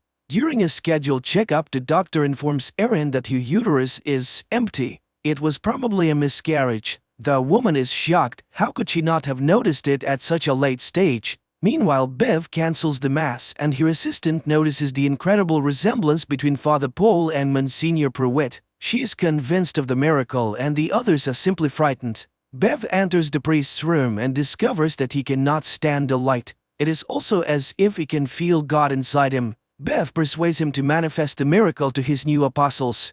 Riley notices an improvement in his father's well-being, and the father confesses his unjust anger towards his son and asks for forgiveness for his omissions. Meanwhile, Sarah is collecting Erin's tests when her mother enters the office. She answers her daughter's questions confidently and looks much better than before. And then Sarah sees the blood in the test tube begin to boil in the sun and burn to the ground. In the meantime, distraught, Erin spends the day with Riley, mourning her unborn child and discussing their childhood. She resents her mother, who was a real dictator and never loved her daughter. And then she managed to marry her mother's mental double, which only her pregnancy saved her from. She just packed up and left. Then Riley recounts his dream. At this time, Father Paul is reciting prayers, which makes him sick, and then he notices the mark of the cross on his hand. He cuts his hand and drinks his blood. Joe tries to talk himself out of buying alcohol, and he succeeds with great difficulty. At night, Father Paul holds an evening communion at the house of the doctor's elderly mother, Mildred, who recognizes him as Monsignor Pruitt. Meanwhile, Riley and Erin talk about their ideas of the afterlife and the basics of religion, after which they feel better. That same evening, Joe stops by Father Paul's house and witnesses Father Paul drinking communion wine. Joe looks at the portrait of Pruitt on the wall. Father Paul looks very much like him. The priest embraces Joe, who pulls away, falls, and smashes his head. Seeing the blood, the priest loses his mind and takes to drinking it. In the morning, Riley explains that his dream has changed. Erin has appeared in it, and the woman is sent to the mainland to another doctor. Meanwhile, Bev discovers Joe's dead body and exhausted Father Paul. She asks the mayor's wife to sing hymns, and she herself orders a couple of parishioners to dispose of the corpse. Bev believes that the priest's actions are justified and that his resurrection is a foreshadowing of Christ's second coming. At this time, Erin hears an expert opinion of the doctor, who doubts that the pregnancy was real. By evening, Father Paul feels good again. He holds an Alcoholics Anonymous meeting, explaining Joe's absence by his trip to see his sister. But Riley knows that this is not true and leaves the meeting confused. When he arrives home, he tells his mother about the priest's lies. At night, Father Paul is visited by Angel, who begins to fill the goblet with his blood, while Riley, determined to deal with it, returns to the recreation center. He opens the doors and is attacked by Angel. In the morning, Sarah's mother impresses her daughter with her blooming appearance, and the sheriff is approached by the mother of the missing dealer, who asks him to track down her son. Meanwhile, the parishioners are informed that the mass has been postponed until midnight due to Father Paul's illness. And the startled people view Mildred, who is considerably younger. Erin, concerned about Riley's sudden disappearance, files a missing persons report with the sheriff, but the latter suggests that Riley may have gone on a bench or committed suicide. At Good Friday Mass, Father Paul delivers a sermon replete with militaristic rhetoric, urging the congregation to prepare for war as soldiers in the Lord's army. This sermon upsets Mildred, who forbids her daughter to attend the church any further. At night, Erin is visited by Riley, who asks her to go in a boat with him. The woman agrees, even though she suspects something is amiss. After sailing far from the island, Riley recounts what has happened to him. After Angel's attack, he quickly recovered under Father Paul's care. When Riley tried to go outside, he was burnt and was forced to return and listen to the revelations of Father Paul. The priest is convinced that the angel's blood is a gift from God, and he mixes it into his communion wine to cure the people of Crockett Island of all illnesses. The priest also admitted that he had killed Joe, but according to him, the murder was justified. He also believes that the vampirism traits they both display are the grace of God, which Bev fully agrees with. Father Paul demonstrated to the boy his desire for blood as food, but reassured him that this would soon pass. Nevertheless, Riley is not ready to acknowledge what has happened as divine providence, while the priest reminds him of the fear of all who have seen miracles. Meanwhile, Bev brings Riley the goblet of the congregation's blood, and he drinks it. The priest releases Riley without listening to Bev's objections, for the man's rebirth is complete. Outside, Riley notices how his perception has changed. The colors are brighter and the air more saturated, and he witnesses a conversation between Mildred and his daughter. He visits his sleeping family before heading over to Erin's. Then they head out to sea, where he has nowhere to go. Riley confesses his love for Erin and asks the woman to flee the island. She reciprocates, but at this moment the dawn breaks. Riley sees in the boat the girl he killed in the accident. She smiles and takes his hand. Riley ignites and burns, turning to ash, and Erin screams in terror. The relatives find Riley's letters, while Erin returns to the island and tells Sarah about what is happening in the city. The doctor shows how her blood samples are vaporized by the sunlight and shows rejuvenated Mildred. At this time, Paul confesses to Bev that he senses Riley's death, but the woman reassures him that the boy, having received a great gift, has chosen his own path. She reminds him of Judah, who is also part of God's plan. Sarah shares with Erin and Mildred her theory that Father Paul is spreading a miracle-creating virus through communion wine. This would also explain the missing pregnancy. After all, it is a foreign element in the body which the virus has decided to deal with dramatically. At this time, Ben brings his son's letters to Father Paul. He senses that something bad has happened. One of the letters is addressed to his father, and Ben asks him to give it to the Monsignor. After Ben leaves, Paul opens the letter and receives a quote, a reminder that they are all ashes, and to dust they shall return. And Erin tries to tell Annie about Riley's death, but the angry woman throws her out, not wanting to believe the terrible news. Sarah informs the sheriff of her suspicions about what is happening in the church, but he refuses to take any action, not wanting to further aggravate relations with the locals, especially since he has already encountered unfair and prejudicial treatment. Erin, Sarah, and Mildred decide to move to the mainland, but find that the mayor has sent the ferries away for repairs, and the fishing boats are almost all in need of repairs. During the night, the power and mobile network go out, which are also shut down by Bev's handmaidens. Erin decides to go to the mass to see the danger for herself. Meanwhile, the sheriff allows his son to attend the midnight mass, and he asks his father to go with him. Before the mass begins, the townspeople make a procession around the island with candles and hymn singing. The service begins with Father Paul confessing to our lie. Then he confesses that he's Monsignor Pruitt. And today is the beginning of a new era for all of them because holy blood flows in their veins. He calls a parishioner and asks him to drink poison, to die and be reborn. The man drinks it and drops dead. When some people see this, they rush to the exit, but the angel in shining garb stands in the doorway. The creature reaches the dais and spreads his wings to the astonished gaps of the people, and then the dead man comes to life and gets to his feet. Bev and her assistants bring out cups of poison and hand them out to everyone present. The sheriff tries to take Ali away, but the boy pulls out his hand. He wants to stay with God. That is when the policeman pulls out his gun, but the congregation rushes at him and throws him to the floor. The boy, in spite of his father's screams, drinks the poison. Lisa's parents do the same, but the girl refuses. Unimaginable things are happening all around. Some are drinking the poison, the others are pushing the cups away. Then Mildred raises the sheriff's gun and shoots Father Paul in the head. A vampire attacks her and carries her away in his claws from the church. Bev orders the doors to be locked. Meanwhile, Ali comes back to life. The dead parishioners are resurrected as vampires and hungry attack those who have not drunk the poison. All hell breaks loose with screams and blood everywhere. Ed turns into a vampire and Sheriff Erin, Lisa, Sarah, Warren, and Annie flee. But Bev gets in their way. Erin shoots her, after which the group escapes. Father Paul regains consciousness while resurrected Bev and her assistant send vampires to attack the townspeople who are not present at the church. After the parishioners turned vampires have left the church, Father Paul is resurrected, and disappointed by the outcome of the Mass removes his robes and remains sitting alone on the steps of the altar of the bloody church, looking at Mildred, who has also turned.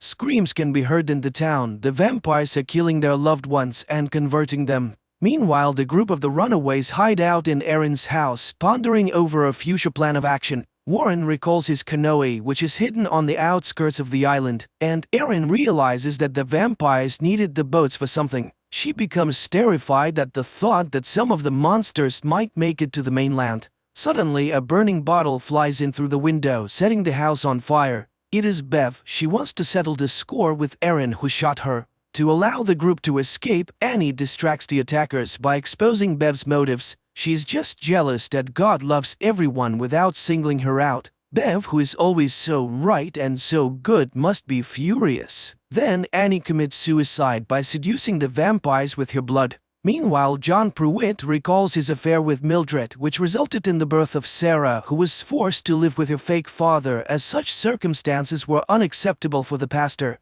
The priest admits that the main reason for bringing Angel to the island was his desire to cure Mildred and live in peace with her and his daughter as a full family. The survivors decide to split up. The adults go to burn the boats prepared by the vampires to leave for the mainland to spread vampirism, while Lisa and Warren flee toward the peat bogs, where the younger Flynn's canoe is stored. Along the way, they encounter other vampires more than once, attacking innocent people who have not attended the midnight mass. Drunk on blood, Bev proposes not to extinguish the house, but instead to burn every building on the island, following the biblical story of the end of the world and the Ark, which will be the building of the rehabilitation center. She and her assistant go to burn the city, unaware that some converts who have not lost their reason and morals refuse to kill. Among them are Riley's parents, who find each other in the middle of the night. The sheriff, Aaron, and Sarah meanwhile set fire to the boats, and Lisa and Warren hide in an abandoned house, unaware that they have entered the lair of the beast. The girl lights a match and sees the angel drinking blood of the man dragged into the house. Lisa shoots the monster, but he's so engrossed in what he's doing that he doesn't even notice them. Then Lisa douses the room with fuel, and walking out the door they set fire to the house, but the angel breaks free and flies off into the night. At this time, Bev has already prepared a center for the converts to wait out the dawn and calls them out with the sound of a bell. She quotes statements about the Ark, but Pruitt abandons her idea and is unwilling to be the leader of the converts. Bev reports that the boats are burned, while Lisa and Warren mentally say goodbye to their families and get into their canoe. Bev takes command and throws the atheist convert out of the Ark, mocking his desire to save himself with the believers. Monsignor, on the other hand, invites the man to stay in the church, for God loves everyone regardless of their views, because everyone is worthy of salvation. But once inside the church, John sees Sarah, who is going to burn everything with kerosene and a lighter. He confesses that he's her father and regrets that he didn't get to know her better. But at that moment, one of Bev's underlings shoots Sarah. Enraged, Pruitt attacks him, wanting to kill him, but stops himself in time, remembering who he is and where he is. John tries to save Sarah and lets her drink his blood to turn her into a vampire, but she spits it back out, wanting to die human. John and Mildred mourn their daughter's death. They take her body, burn the church, and leave for the bridge by the river, a memorable place where Sarah often played as a child. Meanwhile, the walls of the rehab center are doused with kerosene by the surviving sheriff. Bev mocks the sheriff's religion and shoots him, and Aaron emerges from the building, spilling kerosene inside, but is picked up by a flying vampire, taking her aside and gnawing at her neck. But then Ali picks up the lighter and throws it into the building. Bev takes another shot at the sheriff, but his son rushes to the man and takes him away. Realizing that there are no more places to wait out the dawn, the converts disperse, wanting to spend their last moments with their loved ones. Slowly dying, Aaron shreds the wings of the blood-sucking vampire with a knife, after which the vampire struggles to rise into the air. He is spotted by Lisa and Warren, who are watching the shore from the boat, and they note the monster's slow speed and that he's unlikely to make it to the mainland before dawn. Aaron dies looking up at the stars and remembering Riley.